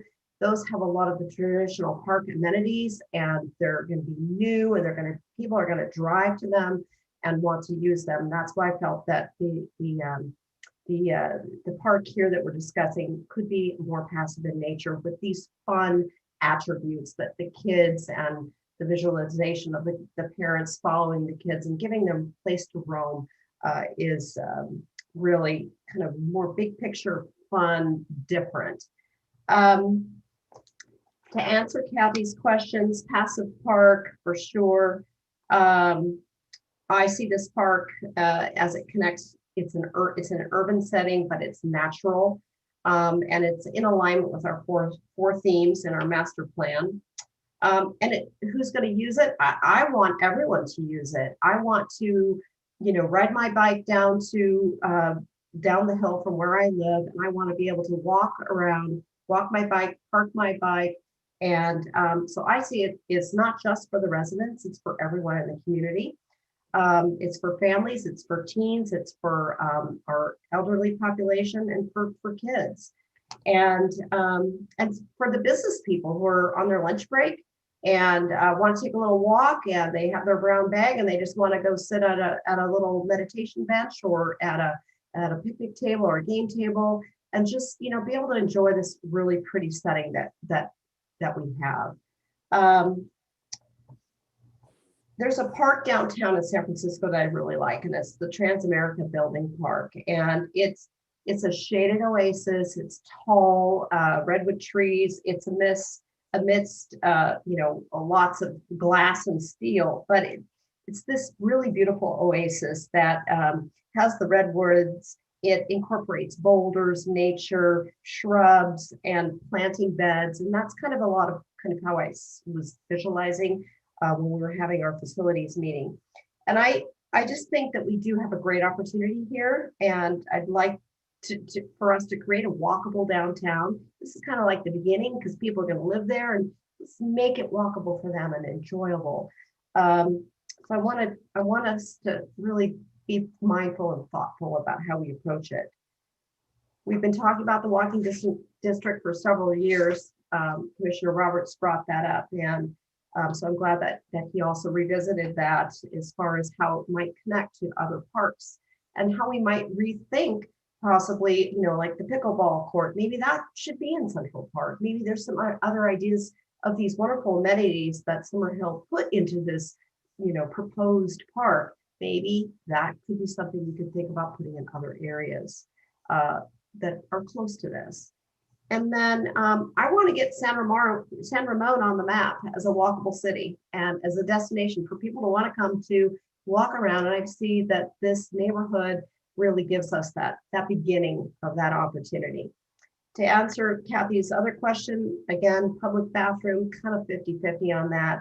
And then again, the parking spaces, let's see. And then I just want you guys to know that, I'm really fiercely committed to our parks here in San Ramon and to our community.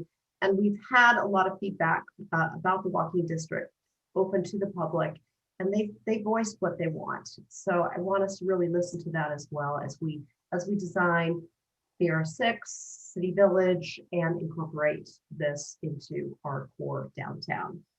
And that's all I have to say. I see another hand up, Commissioner Keniston Lee. Yeah. So one of the beauties of this process for me is listening to all the stakeholders, listening to the residents, listening to staff, listening to my fellow commissioners, and then listening to your own conscience about what direction to move in. And I just want to let my fellow commissioners know, I did hear you about thinking outside of the box and looking at the sort of distributed features. And I'm open to that. I guess for me, a factor would be, is there a clear line of sight? So there's a safety element to it, because there are the meditation benches and there are places for the moms and dads and grandparents to sit. So I could see, maybe that working. My honest gut, that's what you guys know that I speak my heart, and that was a concern for me. But I certainly wanted to let you guys know that I heard what you had to say, because I think it's important for staff and for applicants, though you guys aren't yet an applicant, to come and get some consensus and not go away with a million different thoughts. So that was one of the things that I just wanted to validate, is that I'm intrigued by hearing you guys describe your experiences with that play structure model. Thank you. Great, thank you. Do we have any other comments? Kathy? I did want to encourage, because I know it's hard when you walk into a brand new meeting, and especially as a student commissioner, but I think this is particularly pertinent. If you have thoughts, that you have total opportunity to speak them, because you're a teen. And so we're all talking about Wi-Fi and what teens like, and so would be interested. And also Commissioner Mitra, same thing. I think the commission would love to hear your thoughts too. So please don't be afraid to speak up if you've got something to say. Thank you, Kathy. Student Commissioner Thanamala, do you have anything that you'd like to add, or any experiences or things that are coming up for you as we're sharing these ideas and feedback? Hi, thank you. No, as I've been listening, first of all, I'm kind of blown away a little bit by like the parks planning. I didn't know all these things were, going through you guys' minds when planning these wonderful parks that me and my friends go to. I'm talking about like the gender neutral bathrooms. That's something that even Doherty Valley High School, the high school I attend, has talked about when, they're creating it. I see both sides about how it's important to have, but, the cleanliness could be a factor. And also with the Wi-Fi, it would bring teenagers to the park. I can already tell me and my friends could do homework outside on the bench, something similar. And while I don't know much about the park in, previous to this meeting, I, heard you guys saying this is in the Bishop Branch area near like the city center and Central Park and the lot. And I think that's also a great destination for people because there's so many things to do around there. And it's very, like having that walkable pathway would be very beneficial. So these are just comments I'm echoing. I mean, I've heard you guys talk for the last hour, but yeah, thank you. Thank you for your input. Commissioner Mitra. Yeah, sorry. Okay.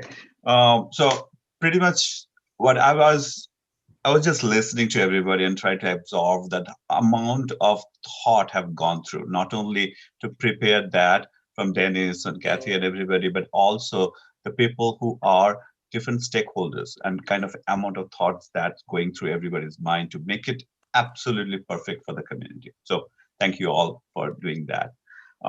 Some of the things, almost pretty much everything has been covered. So I just wanted to few things on that. I like the idea of semi-active parks. I understand that. I understand the both sides of that, why it should be passive and why it can be active. But I really feel that some of the opportunities of the activities, I'm not talking about any tennis courts or things like that, but at least some small scale stuff, because 2 acres is not a huge parking space. So I understand that. And so some activities would probably interest other sort of people who are interested in some sort of activity on that.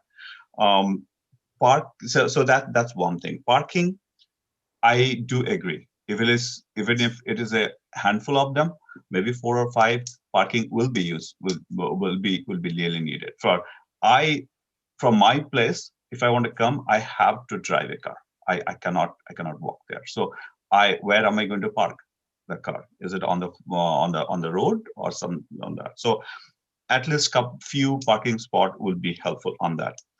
Wi-Fi, the smart park, I think that's intrigues an idea to me. As that's something that San Ramon should focus on going forward.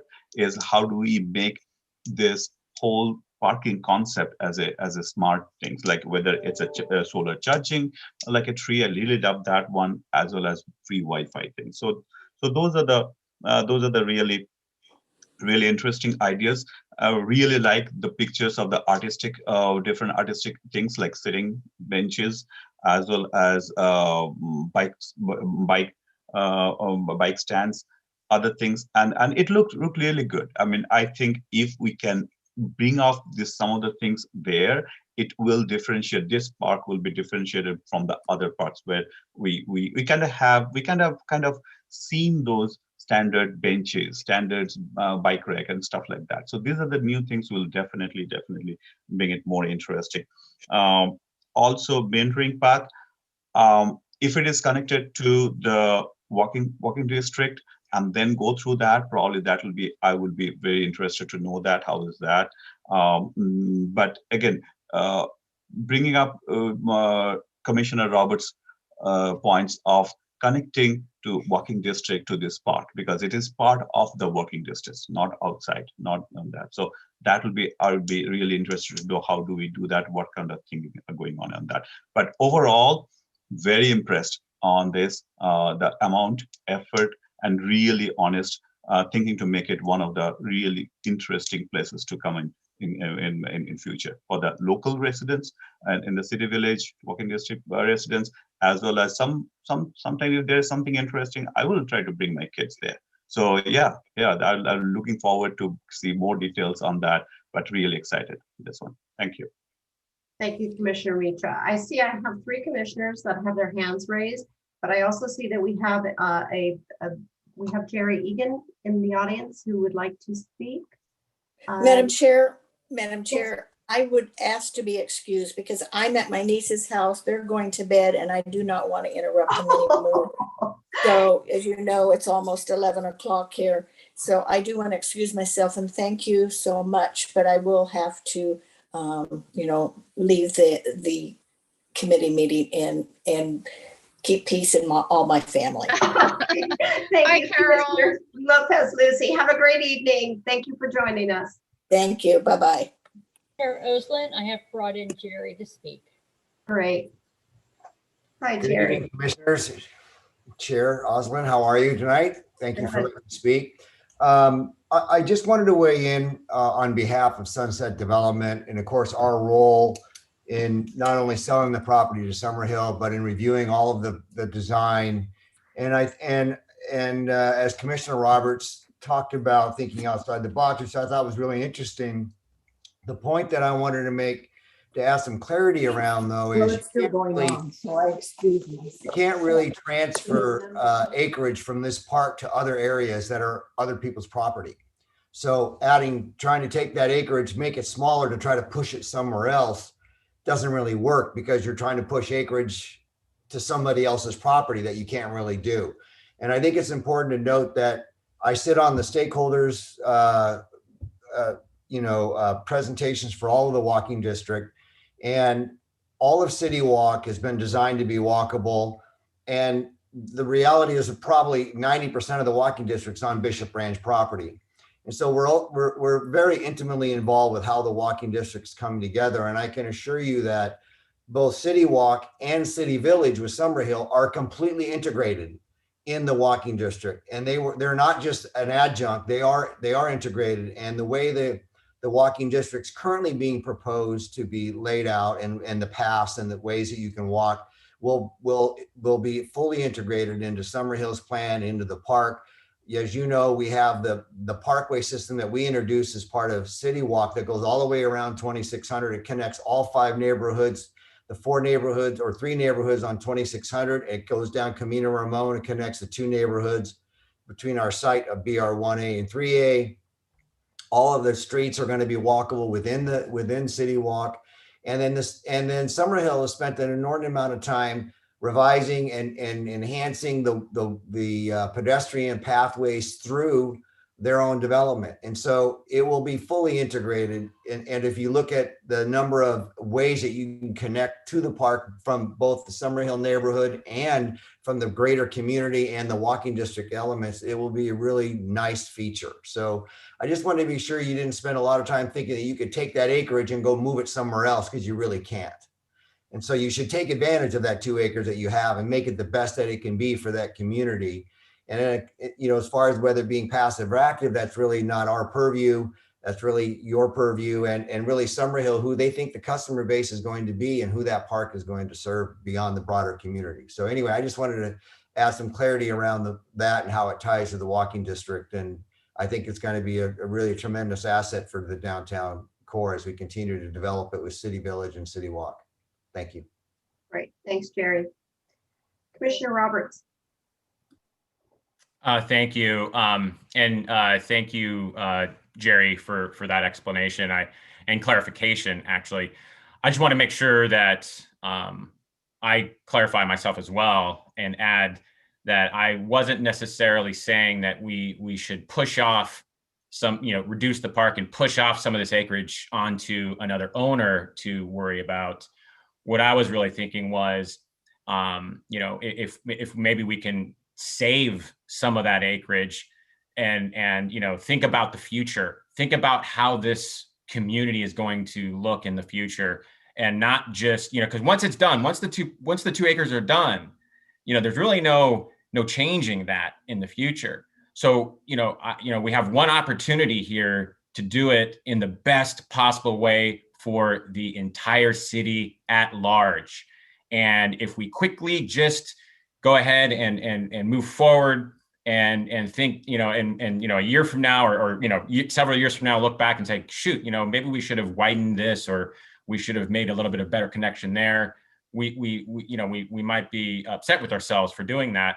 But I'm just saying, you know, I'm not saying to pass it off on someone else. What I'm saying is to maybe reserve some of that acreage and work diligently with those owners, with our stakeholders, to see what we can do to use that acreage to make this a more active community for the entire city of San Ramon, not just the city village future residents. And that's kind of what I was saying there.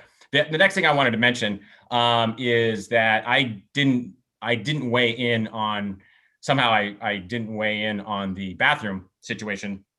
And so even if we could kind of look at reducing the park in some way, regardless of what we do with the other acreage, but even if we could reduce that acreage, take some of these more active amenities, place them in somewhere like, upgrade, ask the developer to help us upgrade, Central Park, and maybe take some of those more passive amenities and dot them along some of these more, these wider meandering pathways, which would be fantastic. In light of the concept and the vision of the walking district, regardless of the size of that park, I would really feel we would support a bathroom in that area, just because if we are trying to pull people in here and we're trying to get people to do more walking, if you're in that area, again, regardless of the size of the park, it could be a quite long walk, right, back to Central Park or back to the city center, for someone who doesn't live in City Village, right? So if we wanted to be inclusive to the city, then we would consider a bathroom in that area. So that, I just wanted to make sure I threw that in there because I don't think I mentioned anything about the bathroom situation. So thank you. Okay, thanks, Commissioner Roberts. All right, Commissioner Keniston-Lee.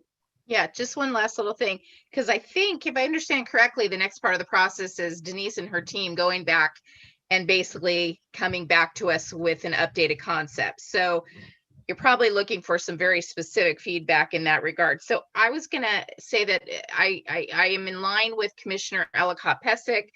I feel like the that chess game table looked really interesting. And so what I wondered from Commissioner Ellicott-Pesic and the other commissioners is, if I'm hearing everybody correctly, I'm not hearing anybody champion the pickleball.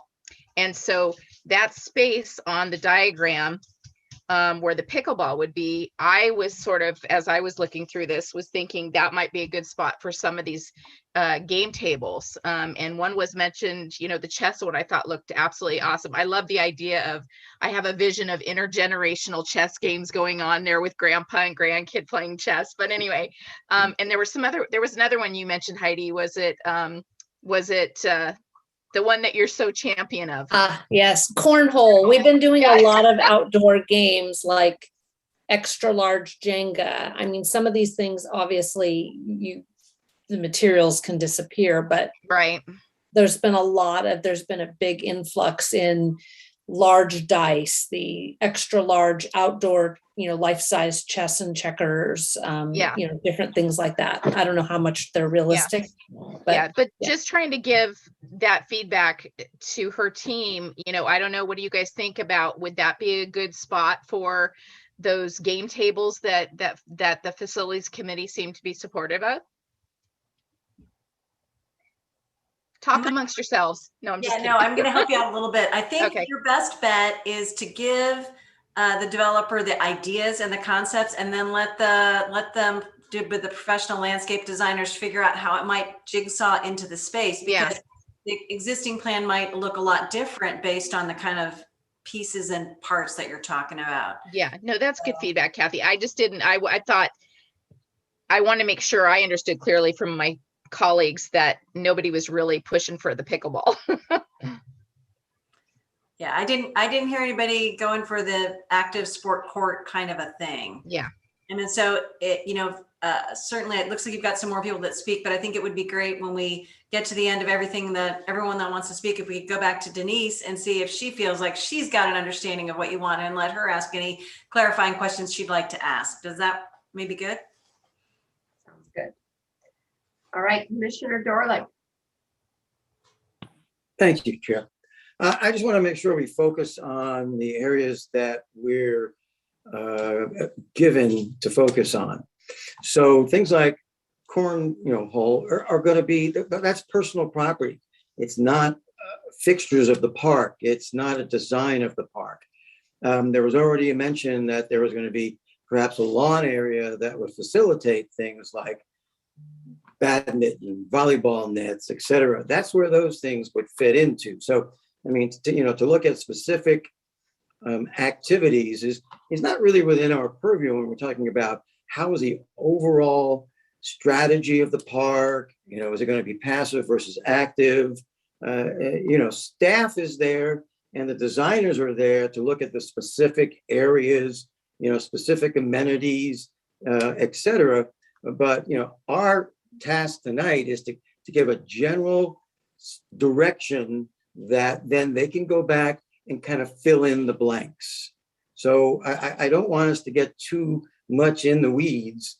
When you're talking about parks, you don't want to get in the weeds.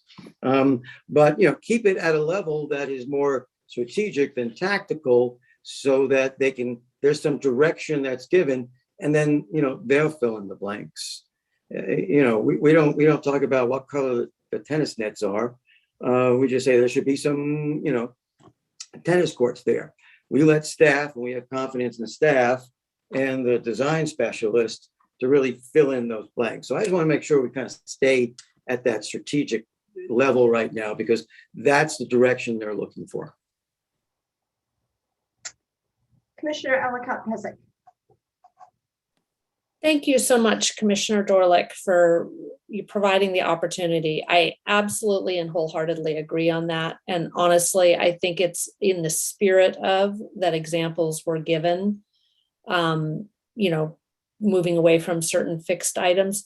And where I was actually kind of excited and inspired, and I mentioned Cornhole as an example simply because it's apparently coming in at Rancho. So I don't know exactly how that is going to work. I know that you guys have some great equipment lockers around the parks, which I'm so deeply appreciative of staff having done that. That's just a great thing when somebody needs a piece of equipment. I don't know how it works in all the real worlds and real world, whether, how you build them and they will come or they will bring their own items. But certainly I appreciate both Commissioner Keniston-Lee and Commissioner Dorlick, providing the opportunity to clarify, and hopefully Denise will follow up if needed with all of us. But I think the spirit of the idea is more of a different type of interactive game than sport courts. And I think that is really all. I have no particular desire or affinity for one thing over another, but like the idea, if that helps kind of get outside the box a little bit in exploring what people are really kind of enjoying right now. And as we've found some silver linings with the pandemic, some ways of interacting that may have been traditionally indoor things, going outdoors and providing ways to do that. They're not always practical, but certainly inspiring. So thank you for clarifying that. Well, Kathy, you said the goal was to provide feedback on the park amenities, and I think that we have done that. So I'd like to follow up with Denise Cunningham and see if she has clarifying questions or would like to have anything else to add. Well, I just first of all would like to thank everybody for their participation. There's some really great ideas in here, and so I think we've got some good direction. Just to clarify, this is our 9th meeting on the project, so we've been at this for quite some time, and really appreciate all the stakeholder comments. I think right now the 2-acre park is located and sized where it's going to end up being, and I wanted to also share that I don't know if you were at our joint Planning Commission and Council hearing last week, but we've really listened to your comments, and we had incorporated those on the greater design of the overall project. We have widened the north-south connections. We have really spent a lot of effort in creating additional nodes. So all along Camino Ramon, and as you come back through the north-south connection, which we refer to as A Street, there's a wide 8-foot wide walking path with greenery on both sides and several nodes to sit and gather. Additionally, we've got staircases that we've brought down to the street level and the sidewalk level along Camino Ramon, so that we've really tied the community into the walking district. And really, I think our project completes our portion of the walking district. And as Jerry had mentioned, a lot of thought has been given to how it interconnects with City Walk and the walking trails that go through there and the parks that they have within their community. So we do envision this. I like the Oasis comment as a natural park. And I just wanted to give some clarification to that and let you know that we did listen, and we have incorporated some of those comments and concerns regarding the walking district, and that we're not an island out there, that we want it to be an inclusive, walkable community.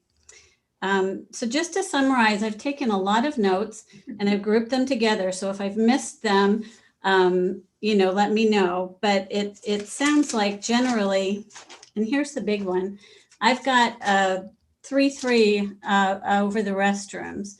So I think the chair is the on the fence decision here for a public restroom. So I would like to get guidance for that today.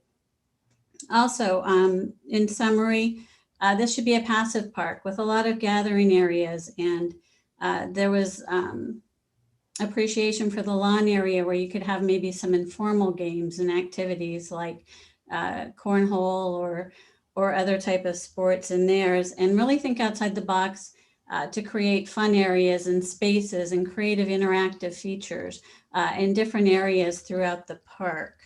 Make it inclusive for all ages and all activity for different uses. Again, I touched on connectivity and walkability, and then creative art features that have like a dual purpose, like the bike locks that Kathy had showed. Wi-Fi in the park is something that's definitely desired by all age groups, and that we keep it natural and green and lush. No water fountains, except that there is a drinking fountain for animals and people. A few parking spaces, which I would like to point out, we do have 7 assigned to the park along A Street. So if it's a matter of signing, putting signage in there and ensuring that those are reserved for park use, we can look at that. So that's my list. If anyone has any additional comments or if I've missed anything. Commissioner Ellicott-Pesic. Apologies. I did actually I don't know where the city is with this, but you mentioned the drinking fountain for people and dogs. And I don't know if I saw it in the detail, but if we haven't thought about it, I'd really like us to look at bottle refill stations rather than drinking fountains on any future work around water fountains. I think people are bringing their own bottles and it's more sanitary generally. So I don't know if that was part of the plan. I apologize, but when you mentioned that, it clicked for me. Thank you. Is there any other comments, feedback? I guess we move on now to we're wrapping up 8.3. Okay, all right. Move to number 9, staff reports. 9.1, recreation program and community services report. All right, so it's in your packet. If you got a chance to take a look at the rec report, if you have any questions or need clarification, I'm happy to provide it.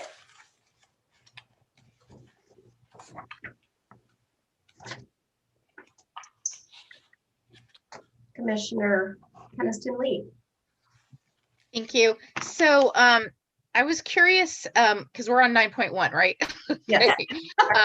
On the senior nutrition program, has there been any difficulty with the transition to not delivering meals? How were the seniors notified that the whole model was going to change with the, tail end of the pandemic?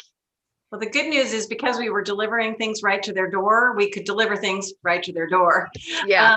And so I think most of the seniors actually are really happy to get the congregate meals back. So we've had a real positive response, people coming back. And we did provide the option for pickup. And over time, some of the seniors who were really worried about COVID kind of switched and started picking up their meals because I don't think anybody wants to feel that they can't go get their meals. And so there's an independence thing there. So if they really don't have mobility, then we still have Meals on Wheels, and we've picked up more Meals on Wheels participants. And that's an appropriate thing because that's really a different vehicle. For the people who still just aren't comfortable with a congruent meal, the frozen meal packs, the county's still doing them. I do not know how long they will do them. That's not known for us. And then, of course, the congruent meals are starting. And then, Kathy, the senior hotline, that's going to continue indefinitely, or will that always be around? Well, it was COVID. It was a senior COVID hotline. So I think it's still in existence now, but we probably will sunset that because we have a senior center number which serves that purpose, basically. Yeah. So during the midst of the worst of COVID, we were answering that thing practically 24/7. Wow. Staff would they just took the cell phone, they had the phone, and none of them, I mean, we didn't tell them they had to, but they just did because they thought, oh my gosh, a senior's calling me at 10 o'clock at night, I better answer. Yeah. And then a couple more 9.1 things from me on the group picnic rentals and the facility rentals. Can you remind us, are we promoting those on social media? I often see Stephen's Facebook posts, but like Nextdoor and Facebook, and also, are we doing anything? I know we'd had one piecemeal collaboration with Visit Tri-Valley. Are we going to do anything with them at all to promote facility and picnic rentals? Well, we're not a member of the Visit Tri-Valley organization. So, certainly we push out on social media all of our things, but we haven't specifically entered into agreements with them because we're not a city, not one of the partners. Okay. Go ahead. No, go ahead. I'm sorry, Kathy, I interrupted you. Yeah, no, and in regards to the picnic areas are booming. So we are getting tons and tons of people, but I'll definitely pass on to push out more on our different social media channels. We may have gotten in a rut. And then the 4th of July was amazing. Chair Osland, I got to call you Chair now. Chair Osland and we had fun going there and handing out the medals. And so that was fun. So we only had 2 food trucks. Was that by design or, and Commissioner Dorlick was also there with us. Sorry. But were there only food trucks by design, or we were completely taken aback by the number of folks? And in the future, would we, work with Food Truck Mafia or whomever to make sure we have more of those? I heard some like they would like more. Yeah, I'd have to check back with the staff specifically on that. I know some of the concerts last year, we had 4 food trucks. So it may have been a holiday situation and they were other places. So I'm not positive, but I can get back to you. I think our goal is to, of course, always have more because we know variety is great, but the food truck want to sell. So it's like that balance. And the last thing for me is just how absolutely, utterly amazed and impressed I am by the camp percentages, the participation percentages, because people have got to be gun shy. And the fact that you guys have achieved the level of participation that you have, I think is an absolute compliment to you and your program. I love that. But I was curious in terms of distribution of the camps.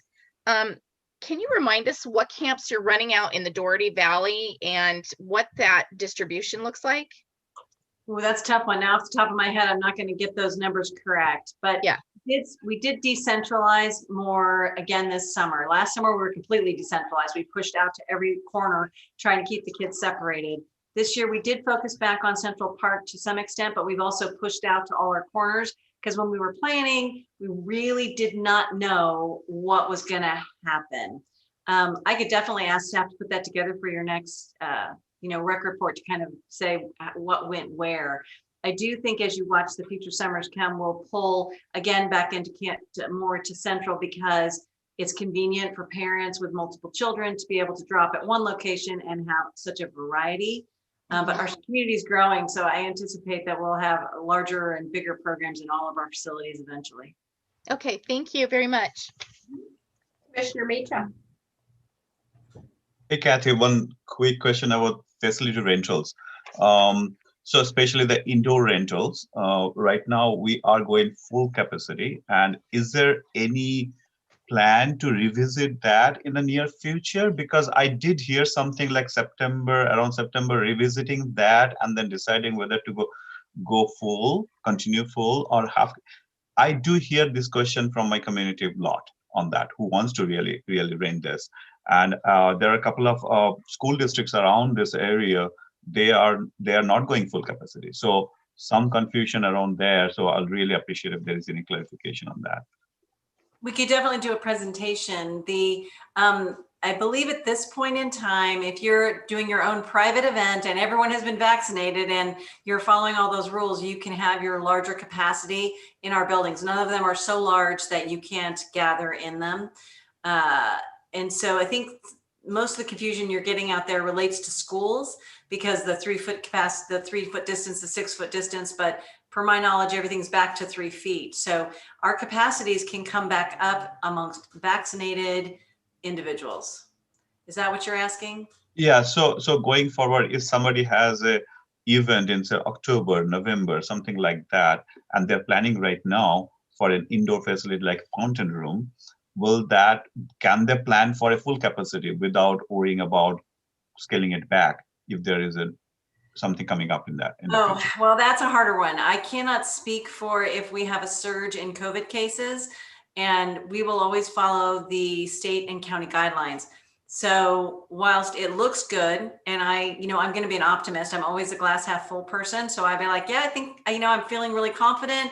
Our vaccination levels in this area are great, but I can't guarantee it if another variant comes out or something else happens. Right. And I know that makes people nervous. So we are seeing the larger rentals pushing out even further, being more interested in next spring than they really are right away. I think everyone's still a little tentative. The groups that have come back really fully are like the churches.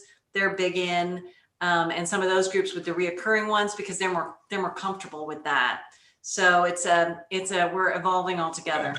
Yeah, makes sense. Thank you. Great, Kathy, thank you again, you and staff, for pivoting. And it's only been, it hasn't even quite a month, June 15th, the switch flipped, and now it's July 14th and back to kind of running full capacity. And you guys just always hit it out of the park. So thank you so much. I have one more comment here. Student Commissioner Thanamala.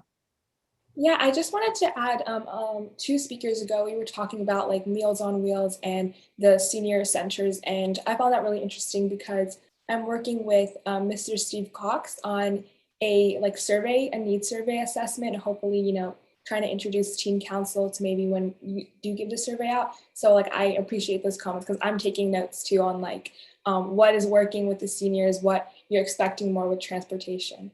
I just wanted to have that comment. Good, that was helpful. Great. If there's no more comments, we can move to 9.2, maintenance and operations report.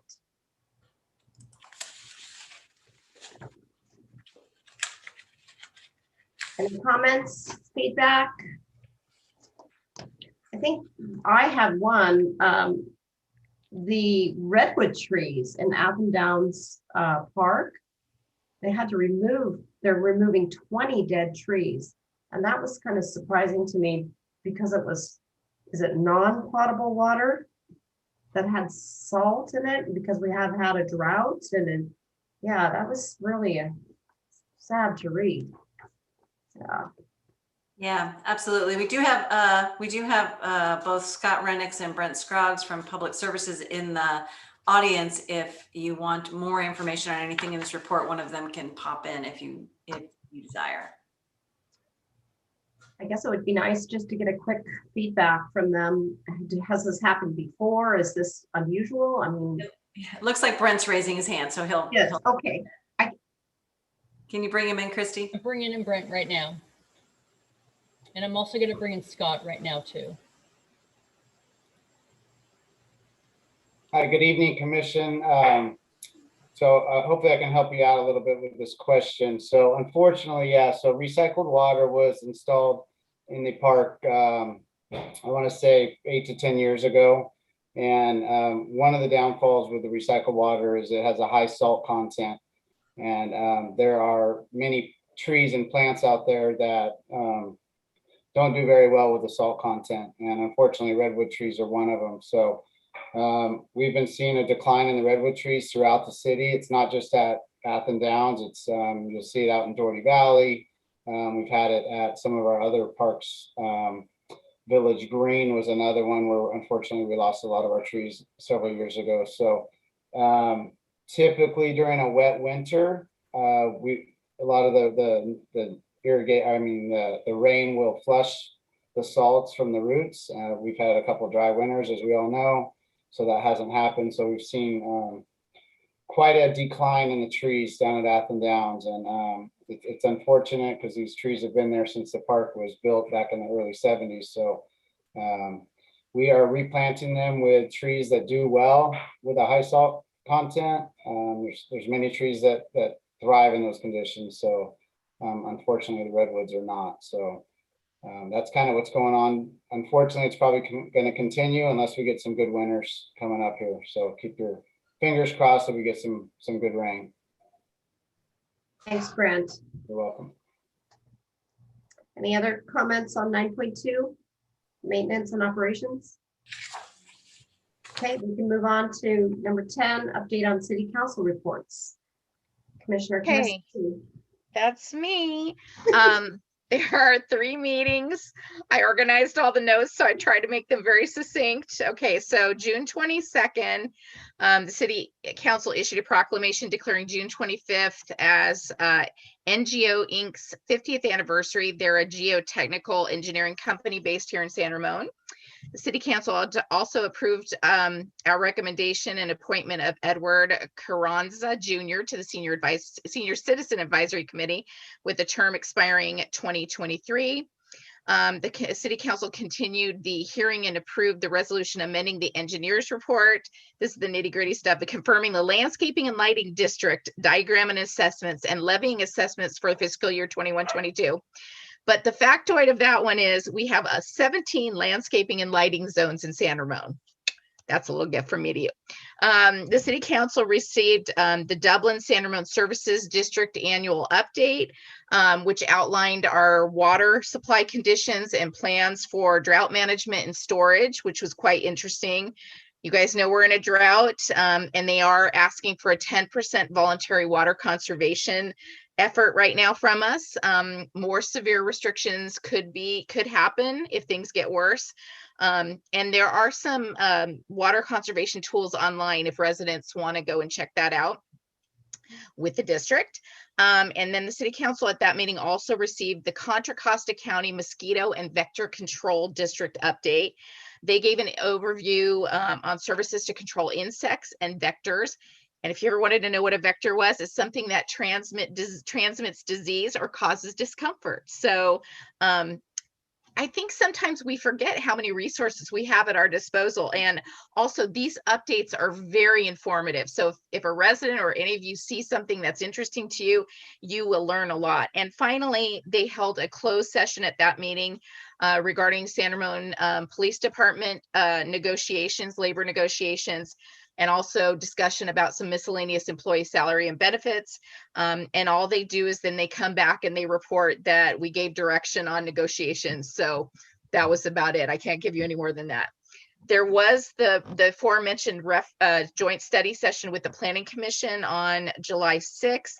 This is definitely applicable to us. It deals with the general plan and the housing element. They gave an introduction and overview of those items. As you guys know, the general plan is our principal planning document. It guides our future growth. This new plan will take us through 2040, I believe. The goal is to have the update completed by December of 2022.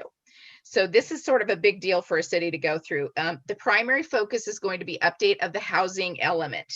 They're going to be planning for housing for specifically keeping in mind the 2023 to 2031 housing cycle. As you guys recall, our housing requirement numbers currently have gone up from ABAG to 5111, so over 5,000. That's 260% higher than what was previously required in terms of our housing requirements. It's my understanding that the city will attempt an appeal. I don't know if Kathy can validate that. I recall that from a previous meeting. I don't think appeals are generally upheld, but other items the general plan update will address will be climate and zoning. So let's see. There's also going to be a new retail analysis as well. The one thing I will say for the benefit of residents is that the city has a interactive tool, mapping tool, as I recall. Kathy, you can correct me if I'm wrong, that folks can go online and say, I'd like to see housing opportunity sites here or there or whatever. So they're seeking actual input from the residents.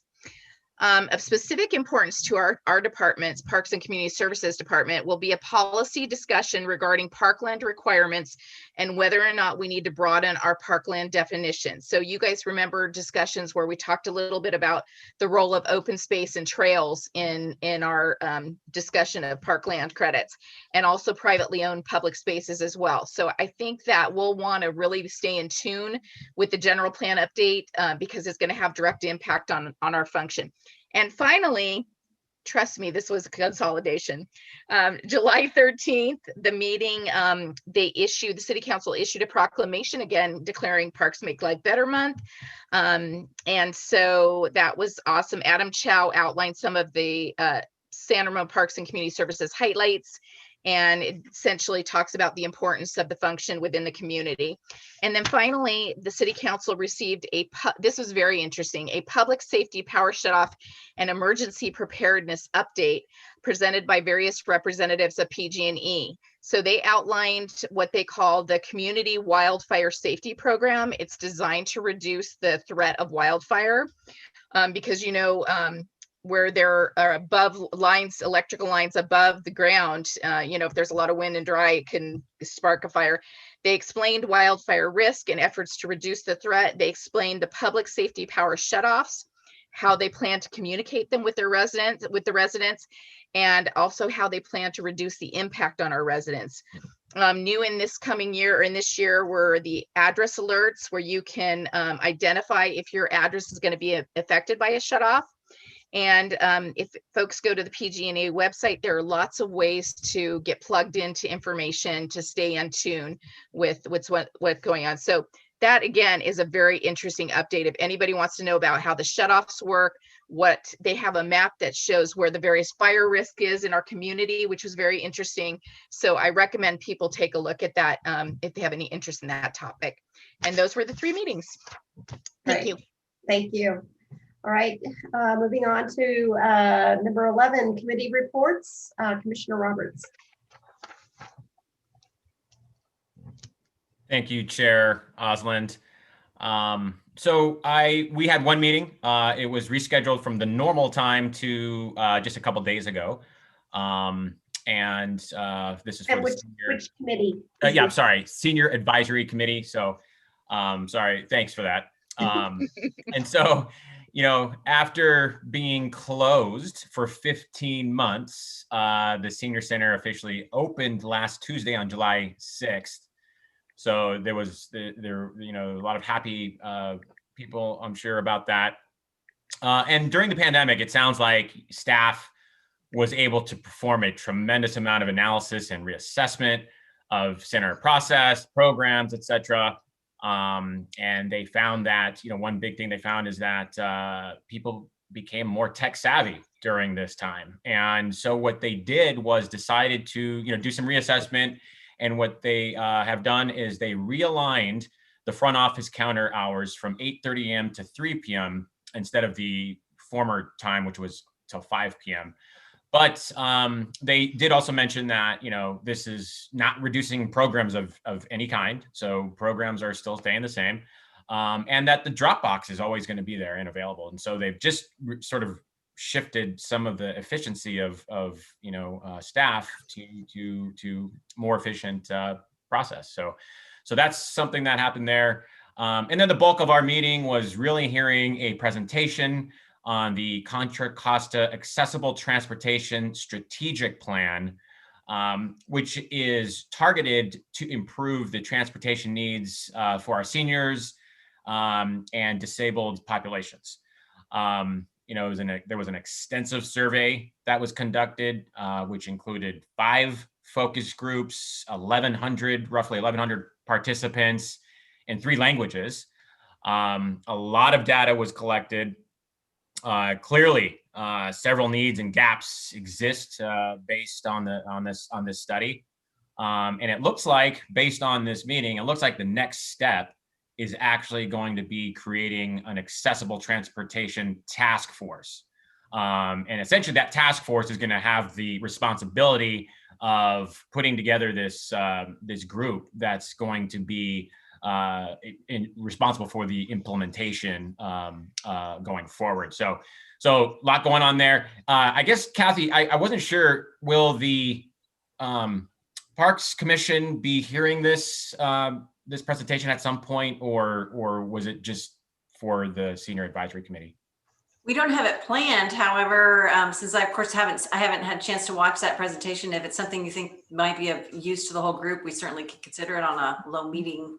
Yeah, I just wanted to bring it up because if it's not, I thought it was very intriguing. It was really important information, and I think it sort of it really does involve us as a commission in terms of thinking on a larger scale and larger picture. And I just think it would be very informative to the rest of the commissioners. So if it's not, I would recommend that everyone hear this presentation. So definitely something we can schedule. Great, thank you. How about we go to Commissioner Ellicott-Hussack? I know it's really late for you. Yeah, I do want to apologize for those watching. I'm on the East Coast, so it's about 12:30 here. So I apologize for the yawns. I actually am very, very interested in the conversation, but it is a little tired. I'm a little tired. We did have the first meeting of the joint, let me get the proper, the co-sponsored field users group, which was really exciting to get that group back together. It's been a while. I think they meet about quarterly.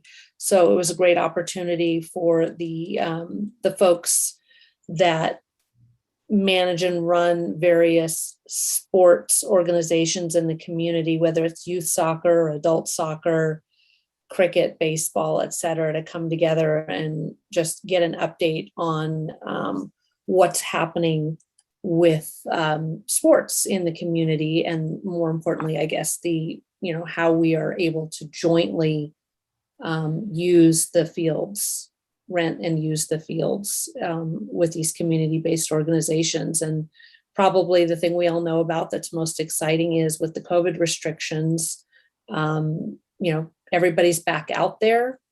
Permits are being written. Masks are not being required. We really had some outstanding leadership in our youth and adult sports groups in terms of providing opportunities for kids and adults to get out there and figure out a way to interact and play with safety measures in place, working closely with the Parks Commission in getting guidance. But now the good news is the signs are coming down. The kids and adults are out there playing. So we went over some, regular maintenance discussion.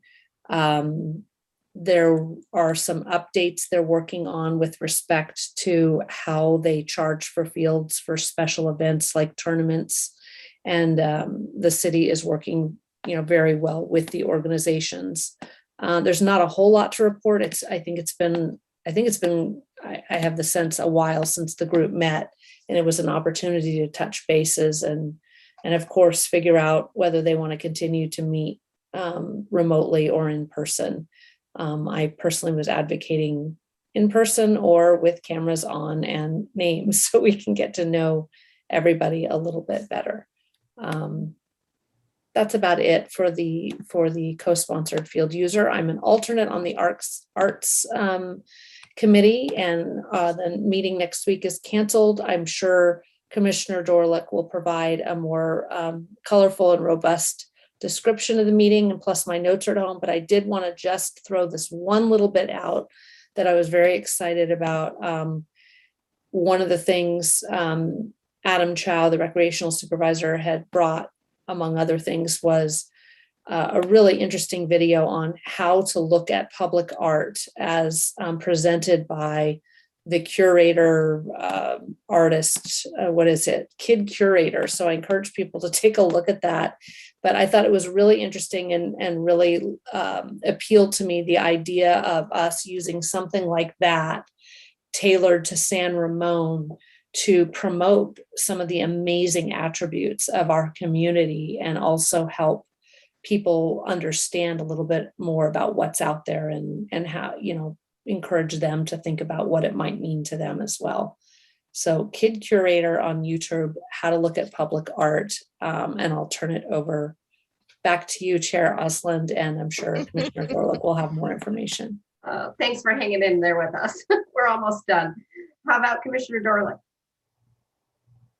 Sure, excellent. Thank you. So first, a quick comment, just kind of an FYI. Heidi One was talking about the City Council and the PG&E presentation. But just from a homeowner standpoint, please be aware that the fact that the fire hazard zones are expanding in California on an annual basis, that homeowner insurance is being drastically affected by that change. And there are many insurance carriers that are no longer offering homeowner insurance in the state. So that's a crisis, from the change, whether you believe in climate change or not. But, the fire hazard zones are expanding tremendously from the northern areas into more populated areas, just as they were in Southern California. And homeowner insurance is in some cases doubling, tripling, or even quadrupling. So that's a trend to take a look at, that there's some initiatives at the state level to try to put it on the same footing as a flood hazard zone, where there is federally mandated insurance that provides a little bit of a safety net from huge increases that many people probably cannot afford, especially if they've been in their home for quite a while. Anyway, just an aside on that, but that's just something that's happening in relationship to that as well.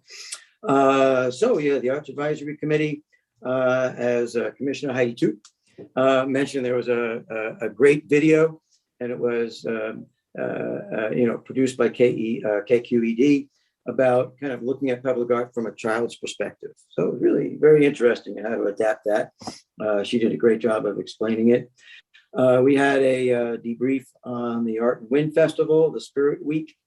And then we also had Venue Tech present about the opening of the theater and some of the things that are being taken into account for that.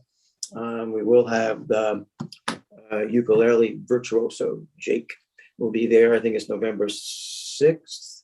So November 6th at the Doherty Valley Performing Arts Center. So we are having, I think, 3 concerts, 3 events, through this season. And then, hopefully anticipating the 2022, 2023, oh my gosh, 2023, having the full complement of 5 of the, season series. So that was it. No meeting this month. I guess Art sleeps during July. Not sure. And then as a last note, I'd like to wish everybody happy Bastille Day. Liberté, Equality, Fraternité. Vive la France. Thank you. Commissioner Keniston-Lee, do you have any other reports? No. I want to give Student Commissioner Thanamala an opportunity. I see she has her camera off for the Teen Council. Do you have any updates on the Teen Council? Are you guys on hiatus? We are on hiatus. We plan to meet in August for our orientation meeting and then our orientation and then our meeting. Great, thank you. And then Commissioner Mitra, you probably don't have an assignment yet, so you'll be able to report out at our September meeting. Okay, all right. Great. I'll just give you guys a quick update on open space. We've had 2 meetings. We had one on June 14th. We had a presentation given by Lauren Barr and Steve Spadowski on open space fees. And I think that might be another one, Kathy, that might be a benefit for this group to hear how those are established. They also had a presentation given by one of the members on open space protection tools, and that was given by Bob Peoples, who is a Open Space Advisory Committee member. An update on the Outer Spatial hiking app. That is going really, really well, and there's a lot of hikers out there. And so if you haven't already registered with Outer Spatial, you want to get that on your phone, take photos, and it's working really well. And then they created new subcommittees. They had in the past a marketing subcommittee and outreach subcommittee, and now they've created 3 new committees to cover, which sort of complement their 2020 goals and their annual report. And so the 3 committees will be protection and preservation, trails and connectivity, and outreach and education. And they have 3 new leaders for those.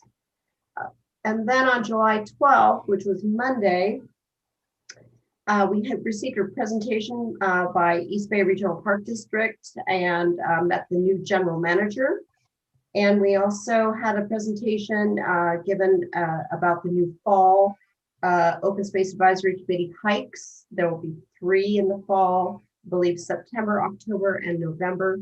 The September and October will start at 8, and then in November it will start at 9. So look for more information on that. And we encourage everybody, especially on the commission, to sign up for those and participate.